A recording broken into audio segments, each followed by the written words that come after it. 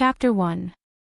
Jiang Pingji, General of the Federation, female, former commander of the 7th Army Corps. Why was there a prefix of former?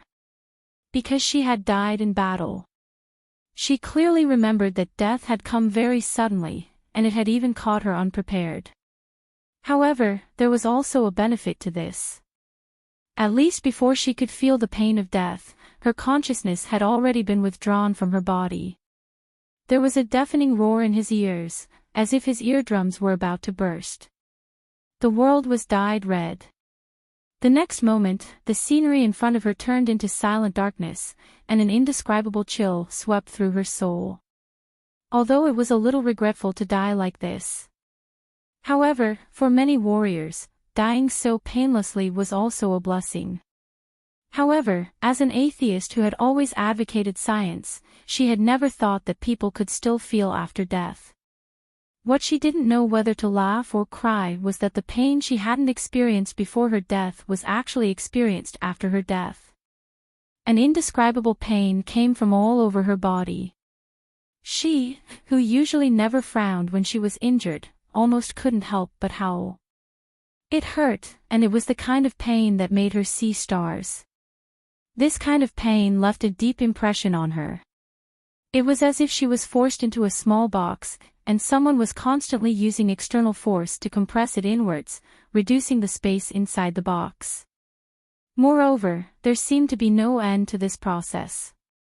It was as if he would not be satisfied until he compressed her to the size of a palm. Suddenly, the bone-piercing pain seemed to have exceeded a certain extreme point, and something crashed into her head with a bang. Ouch! Jiang Pingji couldn't help but want to curl up. The pain in her head even overshadowed the pain in her limbs.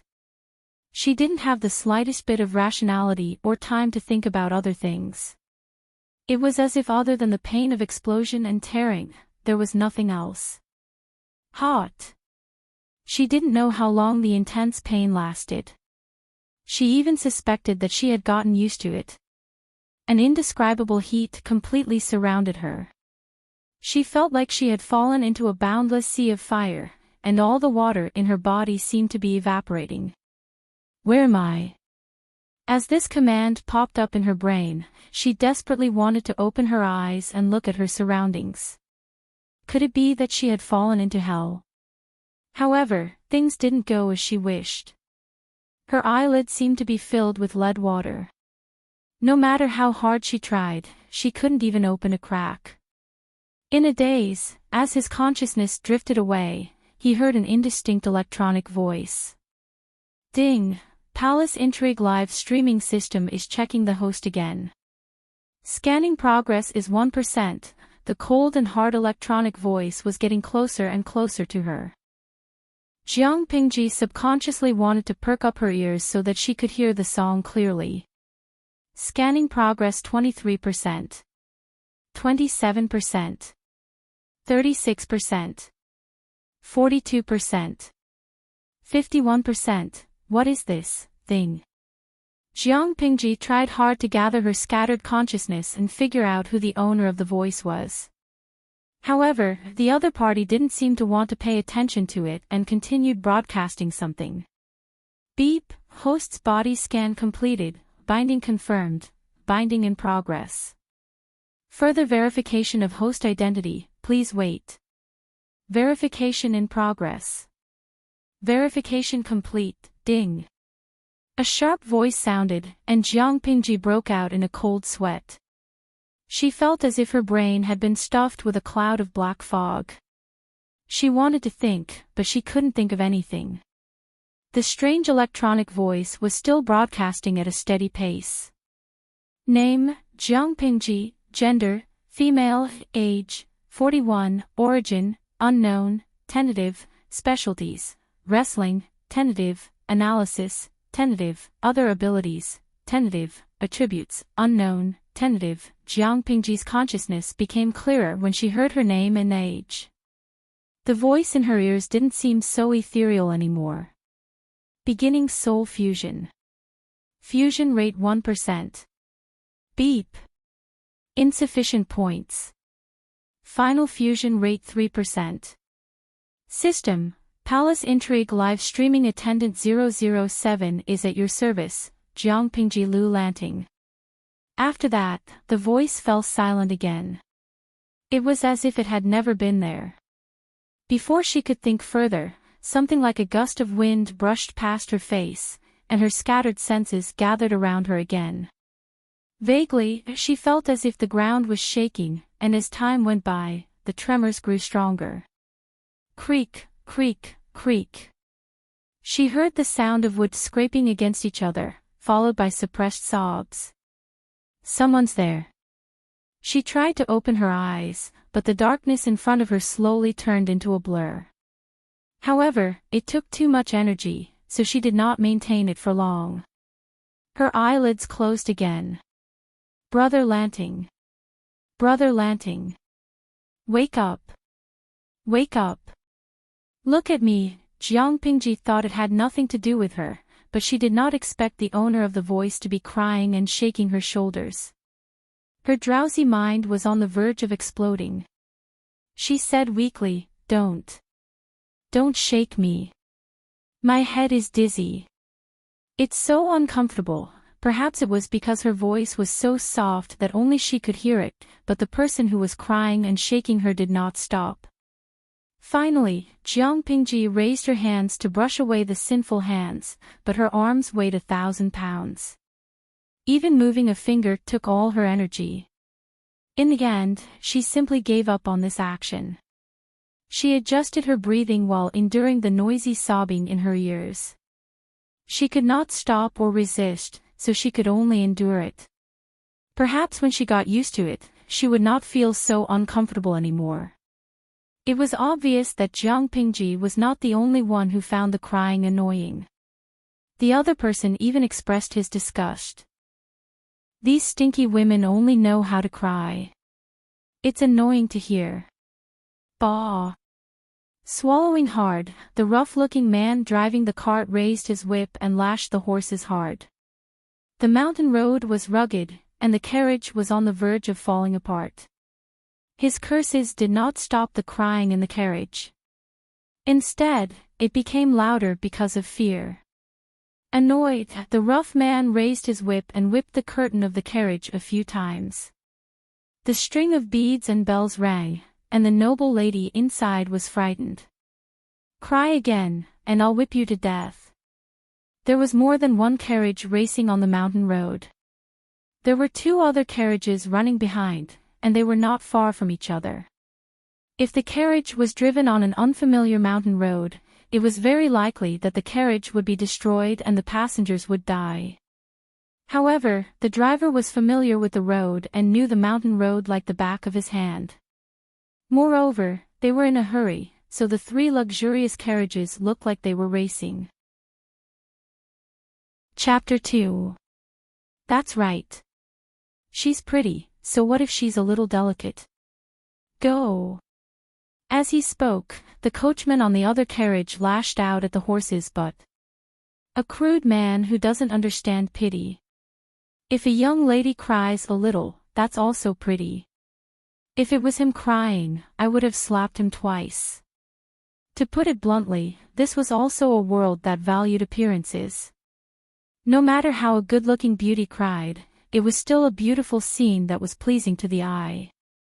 If it wasn't good-looking, for example, a 7-foot-tall man who pretentiously wiped his tears and sobbed, who wouldn't want to slap him in the face? Who asked you to cry blindly? First master, what you say makes sense. Wasn't there someone who said that if he could hug a woman in each arm, he would be dissolute even as a ghost? The burly man with a broadsword on his waist laughed. His voice was so loud that Jiangpingji could hear it clearly. He said, "We brothers don't have to die and become ghosts. We can still have beauties in our arms and have fun day and night." As soon as he said this, the mountain path was instantly filled with the loud laughter of a few people. There was an indescribable pleasure, lust, and wickedness in it.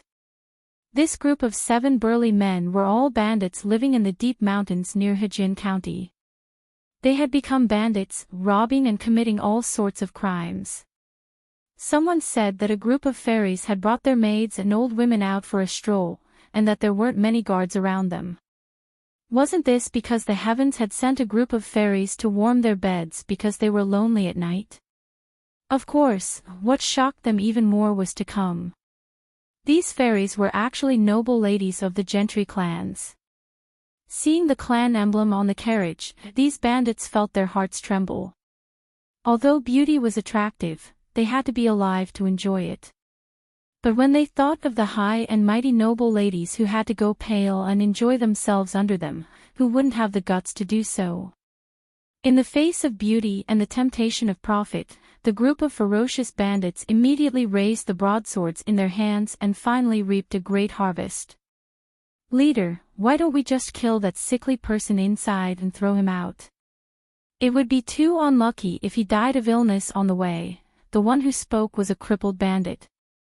He pointed at the carriage and said, "He looks like a kid. He's much uglier than those girls." Inside the carriage sat 3 beautiful young girls dressed in silks and satins. They were all quite young, but they were all true beauties. There was also a young man in a green robe curled up in the carriage. The jade crown that bound his hair was gone, and his long black hair was scattered all over the ground. She was curled up in the carriage, unconscious from the heat. Taking a closer look, one could see that his eyes were handsome and his loose collar revealed a corner of his light yellow doo-doo. His chest was also slightly bulging. This was clearly a girl dressed as a man. The bearded first master laughed. "She's a female, after all. Let's keep her. We still have our brothers in the village. How can there be enough women? In the past, we didn't even see a female mosquito. Apart from Lao Si, who else had a woman to warm the Kong?" Jiang Pingji listened to the conversation outside the carriage and was shocked. "Sister Jingxian. Brother Lanting still hasn't woken up. What should we do?" Jiang Pingji could hear the girls sobbing. The voice was unfamiliar to her, but the other party's message automatically appeared in her mind. "You're already a clay Buddha crossing the river. How can you care about others?" Wei Jingxian pursed her pale lips and gripped her handkerchief tightly. Her knuckles were white and red. She snapped, "Mind your own business."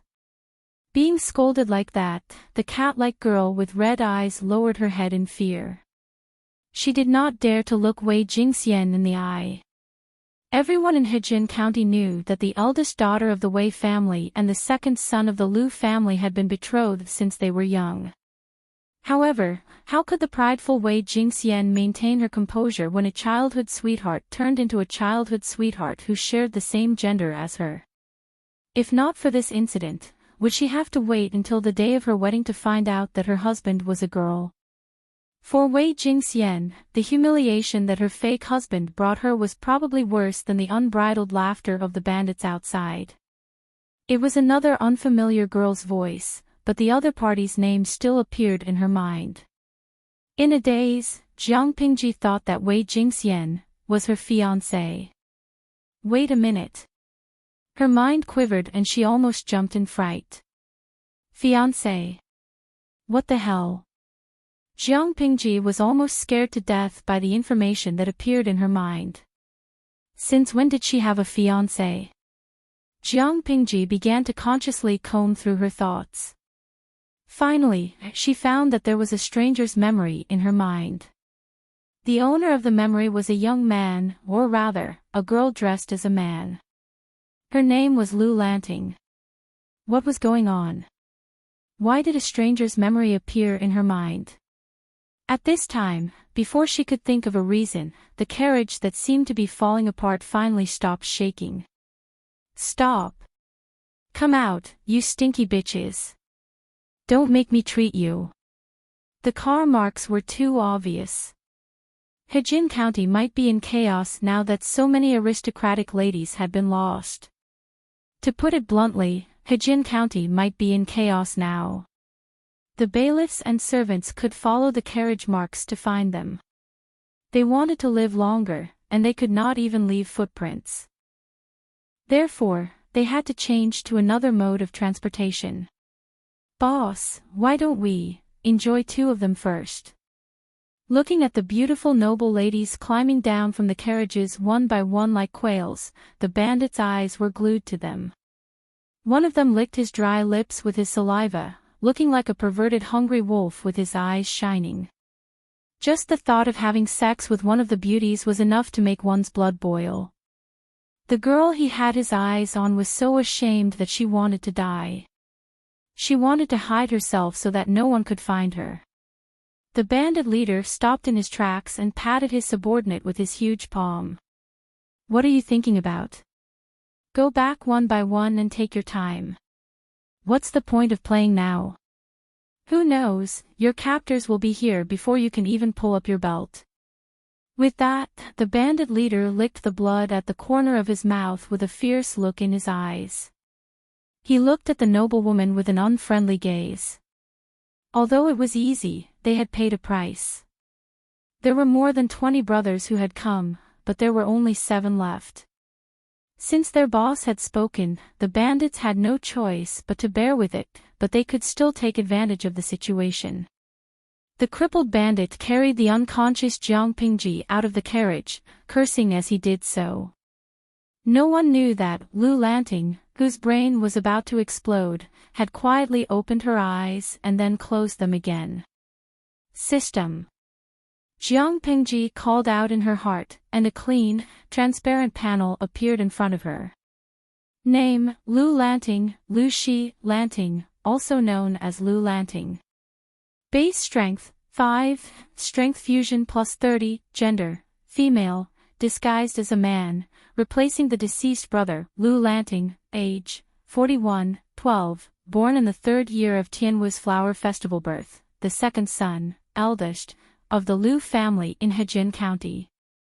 Fiancé, Wei Jingxian, the 2nd daughter of the Wei family in Hejin County.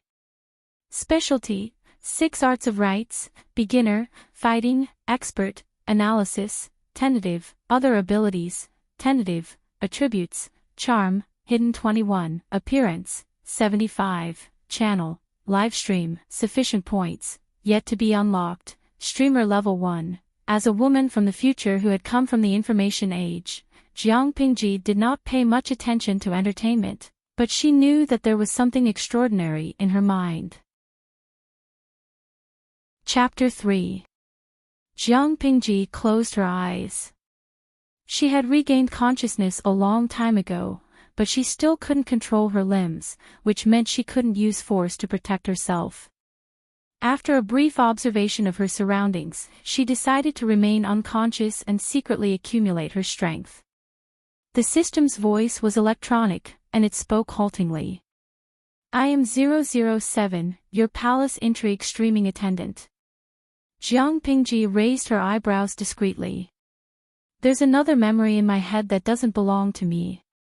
Is that also your doing?" It would be strange if she felt good to find a stranger's memory in her head the moment she woke up. Memories were the most private of secrets. What was the difference between an outsider's interference and flirting with a virgin? The system was silent for a moment, then it answered dutifully, "Don't panic, host. That's the memory of the original owner of this body.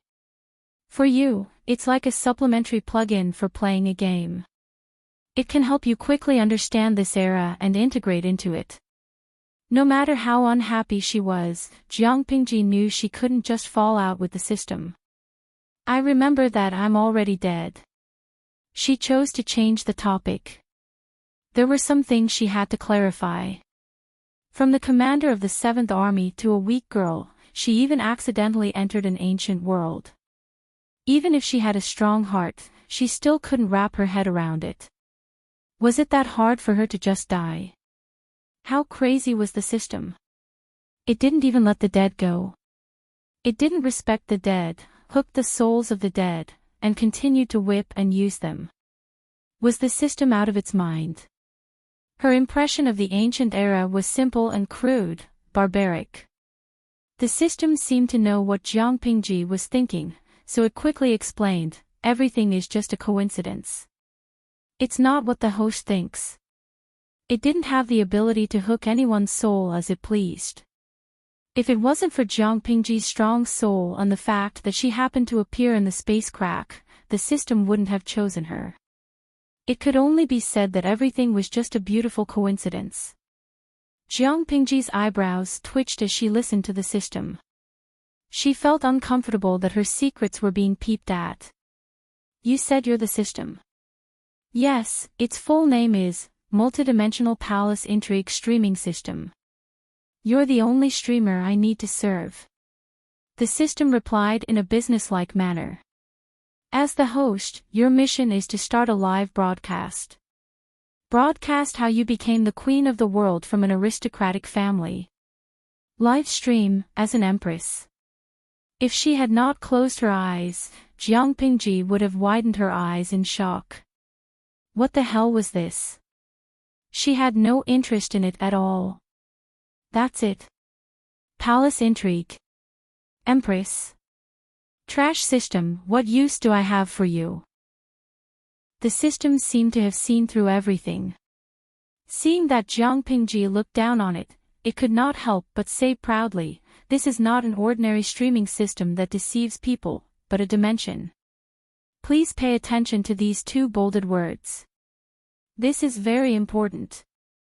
The audience watching the live stream won't be limited to a single dimension.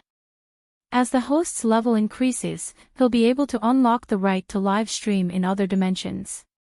For example, if the host can unlock the qualification to the cultivation dimension, if the audience there is satisfied, they can even reward you with elixirs, cultivation techniques, rare herbs, and even immortal demon beasts.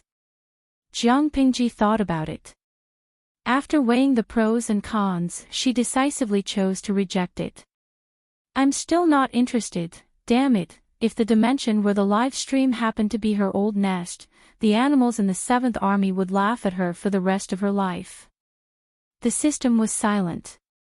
It had never met a host who was so unmoved by force or persuasion. Or rather, a person with a hole in their brain. Was the information it threw out not tempting enough? Or was there something wrong with the host's IQ, and her language comprehension ability was deficient? It was said that it was a dimensional streaming system. This was equivalent to an alternative dimensional trading system. Through the reward from the audience, the host could obtain items from another dimension. The advantage of a small investment was that if it could connect to the cultivation dimension and receive elixirs, spiritual beasts, or cultivation techniques as rewards, the host could even become a cultivator. Perhaps he could even become immortal. This was a benefit that others might not be able to get even if they begged on their knees. After listening to it, which of the previous hosts did not have their eyes lit up? There was no need for it to urge them to start a live stream. They took the initiative to apply and worked diligently every day. It was extremely worry-free. It had been smooth sailing for so long, but it was the first time the system had encountered such an uncooperative thorn. The system felt wronged. It felt bitter in its heart, but it could not express its bitterness. Why couldn't it be given a worry-free host? However, the system was bound to Jiang Pingji. It could not be separated from her in a short period of time. Therefore, even if it was unwilling, it could only rely on her now. Even if it had to coax her and call her ancestor, it had to coax her to start a live stream. After thinking about it, the system analyzed many possibilities and finally picked out a strong temptation. If the host is willing to start a live stream, I can help you get out of your current predicament. Not only that, if your streamer level reaches the top, you will even have a chance to make a wish. Jiang Pingji snorted coldly. You're not bad. You can actually pinpoint my lifeline. I'm not interested in the second one, but the first one is a little interesting. Those bandits had a lot of human lives on their hands. If that group of beautiful girls entered the bandits' lair, their fates could be foreseen. The system was choked by her. According to a normal person's thinking, wouldn't they be more concerned about the second one? That was the benefit that was linked to its own interests. If Jiang Pingji could reach the top of the streamer level, she could easily make a wish to go back in time and change history. However, that was not the point. As long as it could coax Jiang Pingji to start a live stream, the other details could be discussed later. So, the host agrees to start a live stream. Jiang Pingji urged in her heart. I agree, but there is a condition. I want to recover quickly. I need the host's help. As long as I start a live stream, even if there is only one audience, I will have spare energy to help you recover quickly. Since it was a palace intrigue live stream, the source of its power was naturally related to the live stream. In fact, in order to send Jiang Pingji to this fresh body, the system had used up all its energy. Without a live stream, there would be no popularity. As a live stream system, how was it different from a salted fish? However, that was not a problem. If one had to invest now, there would be more popularity in the live stream in the future. Jiang Pingji did not trust the strange system that appeared out of nowhere. She maintained a distant attitude towards it, but the only thing that could help her now was this strange system. She took a deep breath and secretly prayed that the live stream would not lead to her hometown. That would be so embarrassing. Chapter 4. Jiang Pingji did not agree to the system's request for herself. She was used to seeing blood on the battlefield, and she no longer cared about life and death. The people who were supposed to be dead were still talking nonsense with the system. To her, every word she said was worth it. She did not mind dying, but she could not bear to see those beauties being humiliated. She had the ability to do so, but she did not save them. The system said, signing the host's contract. Searching for a connected dimension. Confirmed coordinates. Live broadcast begins. The transparent panel made a buzzing sound, and the loading button in the middle spun a few times. Suddenly, a full view of the live broadcast appeared. Through the screen, she saw her body being carried by a burly man and thrown to the ground with a thud. All the captured noble ladies were locked in this musty and smelly hut. After climbing a mountain for a while, these delicate noble ladies had suffered a lot. Now, they lowered their heads in silence, listening to the bandits' obscene laughter. Everyone knew that once the bandits were done with them, they would not be able to escape the fate of being defiled. Jiang Pingji waited quietly, minute by minute, until a line of white words with a question mark floated across the screen. Finally, an audience member. System. She gritted her teeth. How dare they throw me?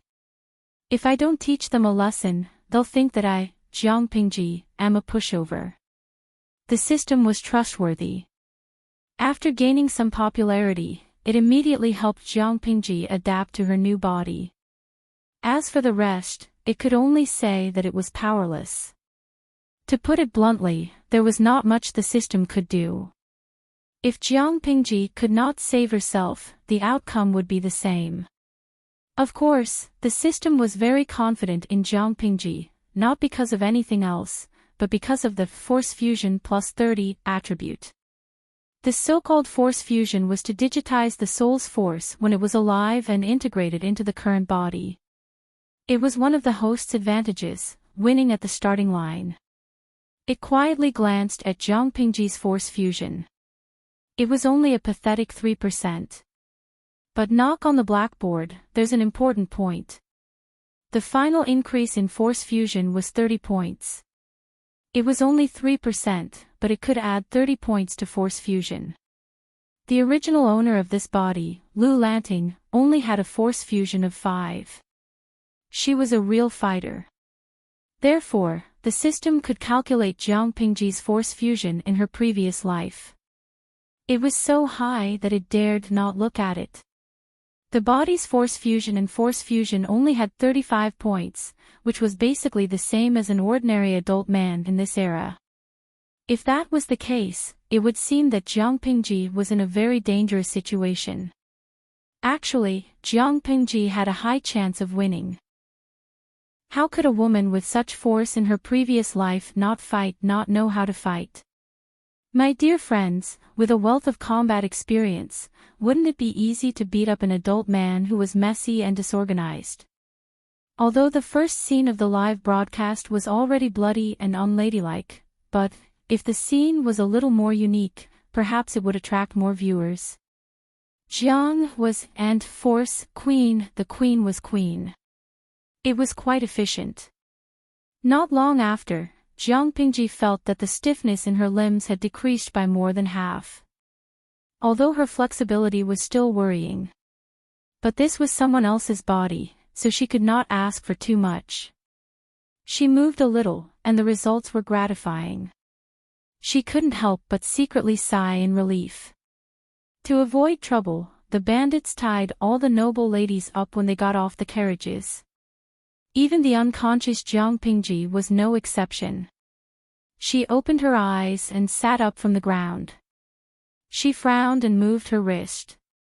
The bunny girl was the first to notice Jiang Pingji's actions. She could not hide her joy and tears welled up in her round eyes. Brother Lanting. Sister. You're finally awake. That's great, Jiang Pingji looked in the direction of the voice. According to Lu Lanting's memory, the girl in front of her was very close to her. Yes, I'm awake. She smiled at the girl reassuringly. She was never stingy when it came to beautiful women. However, the harmonious atmosphere was interrupted by a disharmonious voice. Wei Jingxian sat in the corner with her hands tied behind her back. She snorted coldly and said with a sharp tone, "Why did you wake up at a time like this? Even if he wakes up, he would still be a burden." If she remained unconscious, the bandits might feel disgusted and let her go for now. Maybe they would come to rescue her. Wei Jingxian pursed her lips stubbornly to hide her true emotions. But in the next second, she met Jiang Pingji's gaze. She could not help but blush. But very quickly, she reacted, and her face turned pale again. She snorted and turned her back to the wall. Out of sight, out of mind, out of mind. Jiang Pingji saw Wei Jingxian's reaction and was intrigued. Wow, she's a proud classical beauty. Jiang Pingji's cuteness was on point. Jiang Pingji did not have many hobbies in her life, but there was one thing she could not bear to change: she was obsessed with beautiful women. At that moment, a white message with a string of question marks appeared on the screen. It was sent by the first audience member, who did not seem to understand what was going on. Perhaps the room full of Lolas was too beautiful, so the audience member stayed.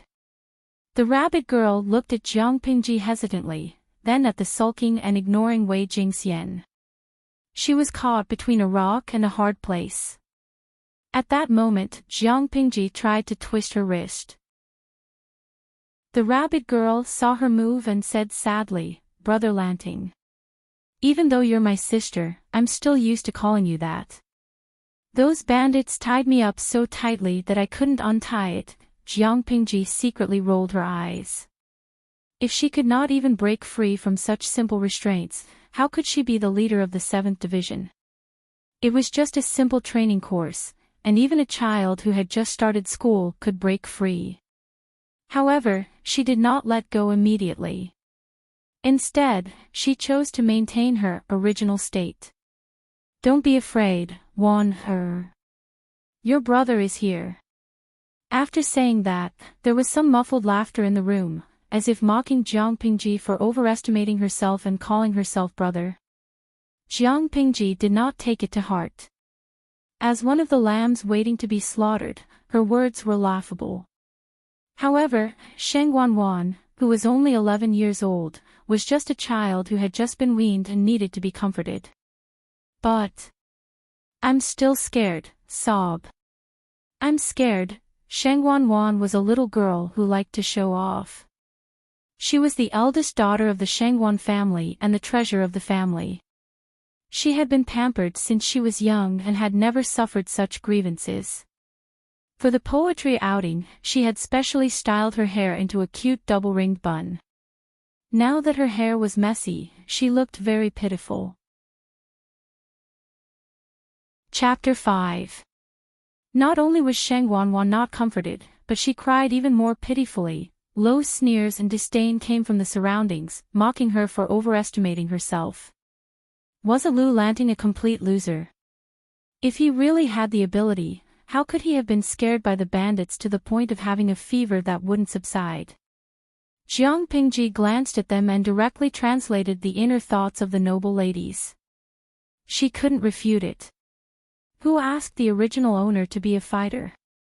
Fighting 5 trash, no human rights. Calculating the time, Jiang Pingji estimated that the bandits would be wiped out soon. Jiang Pingji closed her eyes and thought of a plan. See, this is the inconvenience of not having enough strength. If she was still her old self, why would she need to use her brain? She directly kicked open the door of the small dark room and tore apart any bandit she encountered with her bare hands. Her martial arts skills were not something that could be reasoned with. The simple and dim room was filled with a depressing atmosphere. No one said a word. The one who was most confused was probably that audience member. After a while, Jiang Pingji saw that the audience could not help but post a third bullet screen. This time, it was not a series of question marks. Tudu Feicho, Can I ask? What is the host broadcasting? He stared blankly for a long time. Other than a few words from a group of people in ancient costumes, there was nothing else. However, the Lolas in this room were really good-looking.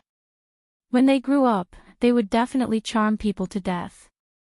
Jiang Pingji lowered her eyes and seemed to be thinking about something. Seeing this, the system immediately reminded her, you don't have to speak directly. You can use your mind to transmit what you want to say. Host V, the main mission is to broadcast how to be a queen, and the current side mission is to save a room full of little Lolas. If the live broadcast fails, you may see all the little Lolas, including me, being raped by the bandits outside in real time. The system, what kind of host would be so brazen and frightening? The audience member sent another string of white ellipses. It was obvious that he was also frightened by Jiang Pingji, who was tough and violent. Tudu Feicho, I hope the host can complete the side mission. Moreover, it's currently the harmony period, so the scene of the side mission failing cannot be shown. The audience member was also extremely embarrassed, or it could be said that he did not take what Jiang Pingji said seriously. Jiang Pingji raised her eyebrows and secretly poked the system. Will it be banned if the content is too inappropriate for children? The system said proudly, this is a direct live broadcast through the channel of the plane. The means over there cannot block the host's live broadcast channel. Since it was marked as a palace struggled live broadcast system, how could it not have dark content that was not suitable for children? Thinking about it, in order to climb up the ranks, which of the women in the palace didn't do their best? Which of them did not exhaust their brains? Which one of them didn't use all their means? Which one of them was not sinister and vicious? The system's mind was filled with plots and schemes, but Jiang Pingji was thinking of another scene. As someone who was used to seeing blood, she had a high degree of acceptance towards it. In her eyes, an ordinary scene might scare the audience on the other side of the live broadcast to tears, and it might even cause psychological trauma. As for the system's idea of broadcasting the internal fights, from the concubines to the Empress. When did she agree to that? Previously, he had only promised the system to start a live broadcast. As for the content of the live broadcast, there was no specific scope. It was true that Jiang Pingji advocated force, but she was not a simple-minded person in the eyes of others. Only those who had stayed in the 7th Corps and deeply experienced Jiang Pingji's means would know that when she was evil, she could even do evil to herself.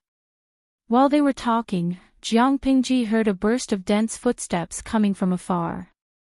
She secretly counted the number of people. TSK, more than half of the bandits in the village had come. The rest of the people were either standing guard, or were probably waiting. Would it be their turn to enjoy after everyone else had enjoyed them? The bandit who opened the door was naturally the head of the village, who was also the leader of the group of bandits. Ha ha ha. Everyone enjoyed themselves today. These are the most precious beauties in Heartwarming County. Normally, even beggars would be driven away by a single glance. The curly-bearded man laughed heartily. He casually pulled a noble lady's hair and pulled her into his embrace. The noble girl's shoulders shrank, and her body trembled like a sieve. Because her hair was pulled, her scalp hurt, but she did not dare to scream, lest she would suffer more humiliation. She could only bite her lips, and her face was full of horror and humiliation. The bandit leader only cared about his own happiness. He did not notice the slight change in the eyes of the noble girl in his arms. Jiang Pingji saw all this. She looked away and saw that the second and third leaders of the bandits were also hugging a beauty. If she did not make a move, it was estimated that in a few minutes, these people would have a scene that was not suitable for children on the spot. Raising her eyebrows, Jiang Pingji suddenly stood up. Her slightly heroic face was full of playfulness, and she shouted to stop them. Wait a minute. Her voice wasn't loud, but in the midst of the coarse male voices, this slightly heroic female voice was particularly conspicuous. What? The outstretched hand of the bandit leader paused. He looked in the direction of the voice and saw that Jiang Pingji had stood up, but her clothes were still so messy. The bandit leader could not help but scornfully tease her. Could it be that you want to play with me on her behalf? At that moment, the girl who was being held hostage by the bandit leader had a pale face, and her eyes flashed with pain. Jiang Pingji looked the leader up and down, and suddenly said something shocking, replace. Aren't you afraid that the wind will cut your tongue? If you dare to touch the one in your arms again, don't even think about knowing which little beast killed your sweetheart. As soon as the words came out, everyone was dumbfounded.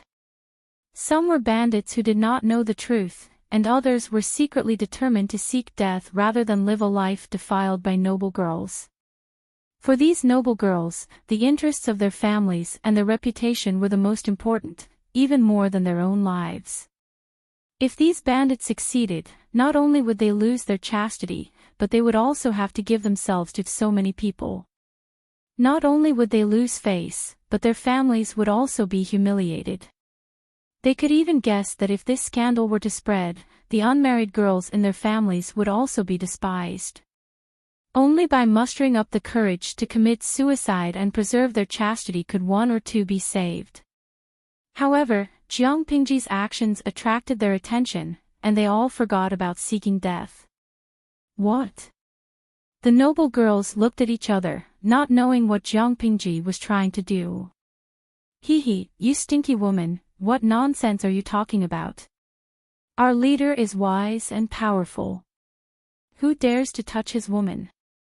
A small bandit who did not understand but thought it was awesome chimed in and belittled Jiang Pingji, and at the same time, flattered the bandit leader. Chapter 6. What did you say? The bandit leader strode forward, wanting to grab Jiang Pingji's collar and ask for clarification. She sidestepped and spun around, nimbly avoiding the hand that was reaching out in excitement. I don't like it when people touch me. Seeing that his hands missed, the bandit leader was slightly startled. He suppressed the excitement in his heart and grinned, revealing a mouthful of yellow teeth. Coupled with his bearded face, he looked as ferocious as a green-faced yiksha. Who are you? What do you know? It doesn't matter who I am. You wouldn't know me anyway. All you need to know is that I know more than you know. The bandit leader's eyes flickered, and he looked at Jiang Pingji with cold murderous intent. He even held the hilt of the sword at his waist with one hand. I know that you committed murder in a fit of rage because your sweetheart was defiled to death. In the end, you were flogged and exiled to Zisang. It's just that you ran away halfway and sneaked to Heartwarming County to become a bandit. Am I right? The bandits in the background were dumbfounded, and the other noble ladies were even more attracted by her actions, forgetting that they were in danger for a moment. What was going on? The system, damn, how did this guy know? How did she know all this without the help of the system? As a super system that could broadcast across dimensions, its functions were naturally not limited to those revealed. It planned to slowly reveal its abilities in the future. If Jiang Pingji wanted to know, she had to do a live broadcast obediently. She could not scold it every few days, and she could not threaten it by going on strike. It was like a fruit hanging on a pole, luring the hard-working donkey to keep chasing. Jiang Pingji could use money to buy information from it. As long as it was not highly confidential, she could buy it with money, including the past of the bandit leader. But it was poor now. Even if it wanted to help Jiang Pingji, it was powerless. So, the question was, how was this guy so sure that the bandit leader had such a tragic sweetheart? The leader of the bandits stared at Jiang Pingji coldly, then suddenly looked up to the sky and laughed. What nonsense! You haven't visited your mother in a long time, right? Jiang Pingji was not affected. She continued, you claim to be a filial son, but you were exiled and fled. You were even willing to become a bandit, but you never went back to see her. Is that your filial piety? As if someone had pressed the pause button, the bandit leader's smile froze in a comical arc.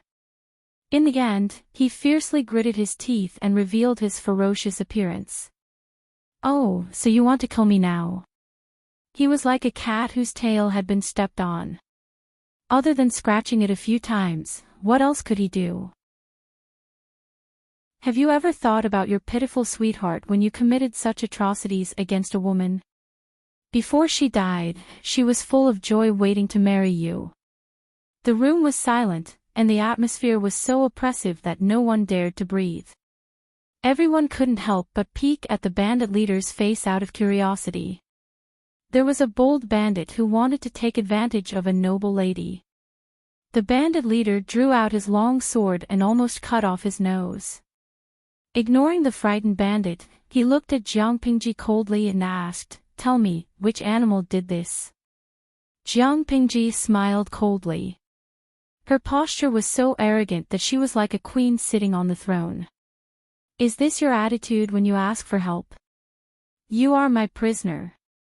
If you don't tell me, believe it or not, I will let a group of brothers gang up on you bitches one by one. The bandit leader had lost his patience because of Jiang Pingji's provocation. He almost couldn't control his explosive temper. Jiang Pingji didn't seem to be threatened at all.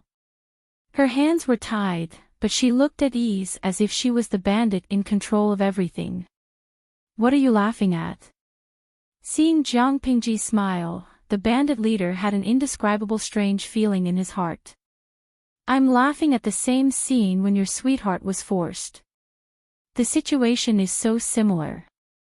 Jiang Pingji's reputation as a devil spread throughout the 7th Corps. Many officers were deeply affected by her. In addition to her frightening strength, she was also known for her mouth. Strong and violent strength plus the max skill of poisoning people to death equals a moving killing machine in human form. If the troublemaker was in a good mood, he might be able to keep his body intact. If he was in a bad mood, he would live a life worse than death. As soon as the words came out, the bandit leader's anger, which was on the verge of exploding, was forcibly suppressed. He reached out and pushed the noblewoman forward. She directly fell into Jiang Pingji's arms, which made her pretty face blush. The bandit leader suppressed his voice and threatened, how dare you lie to me? When I have enough fun with you, I will sell you to the brothel. Lie. May I ask which part of what I said was false from the beginning to the end? If it was false, would you not dare to move? Jiang Pingji smiled contemptuously. Her black hair, which was obviously to add to her feminine image, was set off by her charm. It was not the charm that attracted men, but the charm that attracted women. It was the kind that was a little bad, but not too bad. It was full of seductive charm that tickled people's hearts. Even Wei Jingxian, who didn't want to talk to her at first, quietly turned around. Her eyes were filled with vague concern, confusion, and suspicion. "I've done everything you wanted me to do. Then, tell me, which animals did this to Axian Nyang?" He inserted his fingers into his hair and looked as if he was in so much pain that he wanted to die. Everyone else could not help but be moved. Only Jiang Pingji sneered. "Scum," she said, "she died a few years ago, and you even forgot her name. She's called Xinyang." The bandit leader's movement froze. His eyes were now really bloodshot. Yes, his sweetheart was not called Xinyang. His behavior just now was half true. On one hand, he hoped that Jiang Pingji really knew something, but on the other hand, he secretly hoped that it was just a trick. "Fine." The bandit leader wiped his face with both hands and took a deep breath. "As long as you tell me which animals hurt Imo and Yang, I can guarantee that you will walk out of here safely. No one will dare to lay a finger on you. Refuse. Your offer is too little. How can I alone be worth such important information?" Jiang Pingji was not tempted at all. "Then what do you want?" the bandit leader hurriedly asked. His gaze swept across all the noble ladies in the room, and he suddenly came to a realization. He sneered and spat, "Really greedy. He actually wants all the beauties. It's up to you. If you don't believe me, you can reject my offer. You can try and see if I'll be forced to tell you a few words." Jiang Pingji looked like a dead pig that was not afraid of boiling water. Her eyes swept across all the faces of the bandits and she snorted in disdain. In an instant, everyone had an indescribable feeling. It was as if they were virgins who had been molested and played with. The humiliation and discomfort they felt in their hearts. No, who was the one who was molested? Who was the one who suffered? For a moment, Face was still confused. Boss. Although some of them were influenced by Jiang Pingji, the rest were still very professional. They had robbed so many noble ladies in Hejin County. Would those people let them go? Chapter 7. Shut up.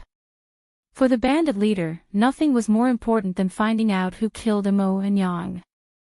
"I'll do it." The people here were all fugitives who had turned into bandits. Who would really obey anyone? The bandit leader's actions had hurt the group's interests. Since that was the case, they might as well kill him and enjoy the beauties. They didn't have anyone they liked anyway. That *TCH's tricks were no threat to them. As they thought about it, Jiang Pingji suddenly asked the second-in-command, whose eyes were flickering, "Do you want to know where your son was kidnapped?" Her beautiful eyes turned to another bandit. "Don't you want to know how many times your wife and brothers cheated on you?" The crowd was speechless. Now, those who were tempted did not dare to act rashly. Unlike the bandit leader's secret past, many people in the village knew that the second-in-command had lost his son when he was young. They also knew that the second-in-command's body could still function, but he couldn't have a baby. Without a baby, he was no different from a eunuch. Therefore, his son was his last hope. It was very important. As for the fourth-in-command's wife cheated on him. Pfft. Some of the well-informed ones were laughing in their hearts. Apart from the blockheads and the fourth-in-command himself, the other brothers more or less knew about it. Not only that, some of them even went to visit. However, some of them laughed in their hearts, but soon they couldn't laugh anymore. The fourth-in-command didn't have any feelings for his wife, but he was very possessive. If he knew who had touched her, the consequences would be fatal. For a moment, everyone had their own thoughts. No one dared to cover Jiang Pingji's mouth. Wouldn't that be a confession? Therefore, they could only sweat in secret and hope that Jiang Pingji was making a wild guess. But who could make such an accurate wild guess? The moment she opened her mouth, she stepped on the sore spot of others. That was too mysterious. If you want to know. Jiang Pingji looked around and saw everyone's reaction. Then, in front of all the bandits, she easily broke the hemp rope that bound her hands. Suddenly, she smiled sweetly and said in a low voice, one by one. There's no hurry. Jiang Pingji was still young, but her eyes were clear. Even when she was surrounded by a group of people, she did not have stage fright. It could be seen that she had a card up her sleeve. Looking at her clothes, it was obvious that she was either a rich or noble young master, daughter of a noble family. How could she know about ordinary people like them in advance? Without the possibility of investigating in advance, she hit the nail on the head with every sentence. For a moment, the same thought appeared in everyone's mind. Could it be that she's also a godly diviner? Some people who had heard a lot of news couldn't help but think of Dongqing dynasty's famous iron-mouthed man, Master Yuanjing. It was said that not only was Master Yuanjing knowledgeable, but he was also well-versed in the past and present. He could see through a person's identity and background with just a glance. With such a vague idea, there were naturally some bandits who were skeptical, including the two who were named. Or it could be said that they had no choice but to believe it, because Jiang Pingji directly stepped on their weaknesses and said nothing wrong. The second master missed his son so much that he was going crazy, and the fourth master could not tolerate any man touching his woman. At this point, the system vaguely guessed Jiang Pingji's real intention. She was not only buying time for herself, but also for the noble families who had been captured. At the same time, it was also the most vicious part of her plan, killing with a borrowed knife. The system almost burst into tears when it thought of that. With such a ferocious and powerful host, there was no need to worry about the throne of the Empress. The noble ladies were all asked to leave the small dark room in a daze. The bandits were still drooling over them, but they did not make a move. Although he hated those gazes, compared to the previous embarrassing situation, it was much better now. Wei Jingxian secretly tugged on Jiang Pingji's sleeve, her eyes filled with suspicion and wariness. Jiang Pingji's heart skipped a beat. Is she starting to suspect me? She looked down and calmly met Wei Jingxian's gaze. I can protect Jing, or under the pear tree, and I can do the same now. Wei Jingxian was very naughty when she was young. She once avoided the servants and climbed up a pear tree. She could not get down and cried for a long time. In the end, it was Lu Lanting who found her and coaxed her to catch her. In the end, the little girl was too plump, and Lu Lanting, who was a weakling, was forced to recuperate for 3 months. That was a secret that only Wei Jingxian and Lu Lanting knew. Not even her personal servants knew about it. The wariness in Wei Jingxian's eyes faded, and she became more worried about Jiang Pingji. It's not as simple as climbing a pear tree, as long as it's related to Jing, I have to do it, no matter how hard it is, Jiang Pingji said solemnly. Jiang Pingji said solemnly. She raised her hand to tuck Wei Jingxian's messy hair behind her ear and straightened her crooked hairpin. A gentleman's promise is worth the weight of the 5 mountains. This is not sweet talk. Wei Jingxian blushed at the thoughtful gesture, but she felt terrible when she thought of Jiang Pingji's gender. Her feelings for Lu Lanting were not romantic, but they were still yearning for love. Lu Lanting was her fiancé, and the elders of both families thought highly of him. Wei Jingxian did not reject him. If they could get married, they would at least treat each other with respect. But now, everything was ruined. The image in her mind was a mockery of her. Now, how can you still be considered a gentleman? Jiang Pingji noticed that Wei Jingxian did not mean what she said. She smiled and said, if Jing says yes, then I am. If Jing says no, then I am not.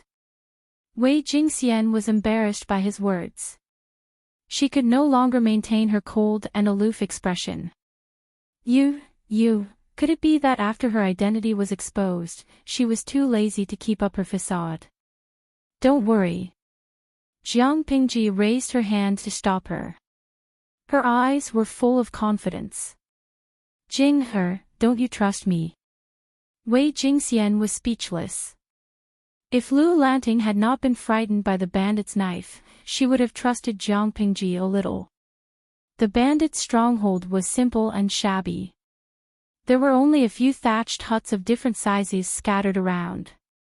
If it weren't for the fact that the bandits were all tall, strong, ferocious, and had the air of bandits all over their faces that said, "I'm not a good guy," one would have thought that this was a small, ordinary village hidden deep in the mountains. Jiang Pingji had the bandits' weakness. The first master, the second master, and the fourth master were all under her control. The other bandits did not dare to act rashly. Occasionally, they would sneak a peek at the noblewomen, but at the same time, they avoided Jiang Pingji's line of sight. After leaving the small, shabby hut, the bandits led them to a small hall with a simple signboard. "I'll talk to you in private.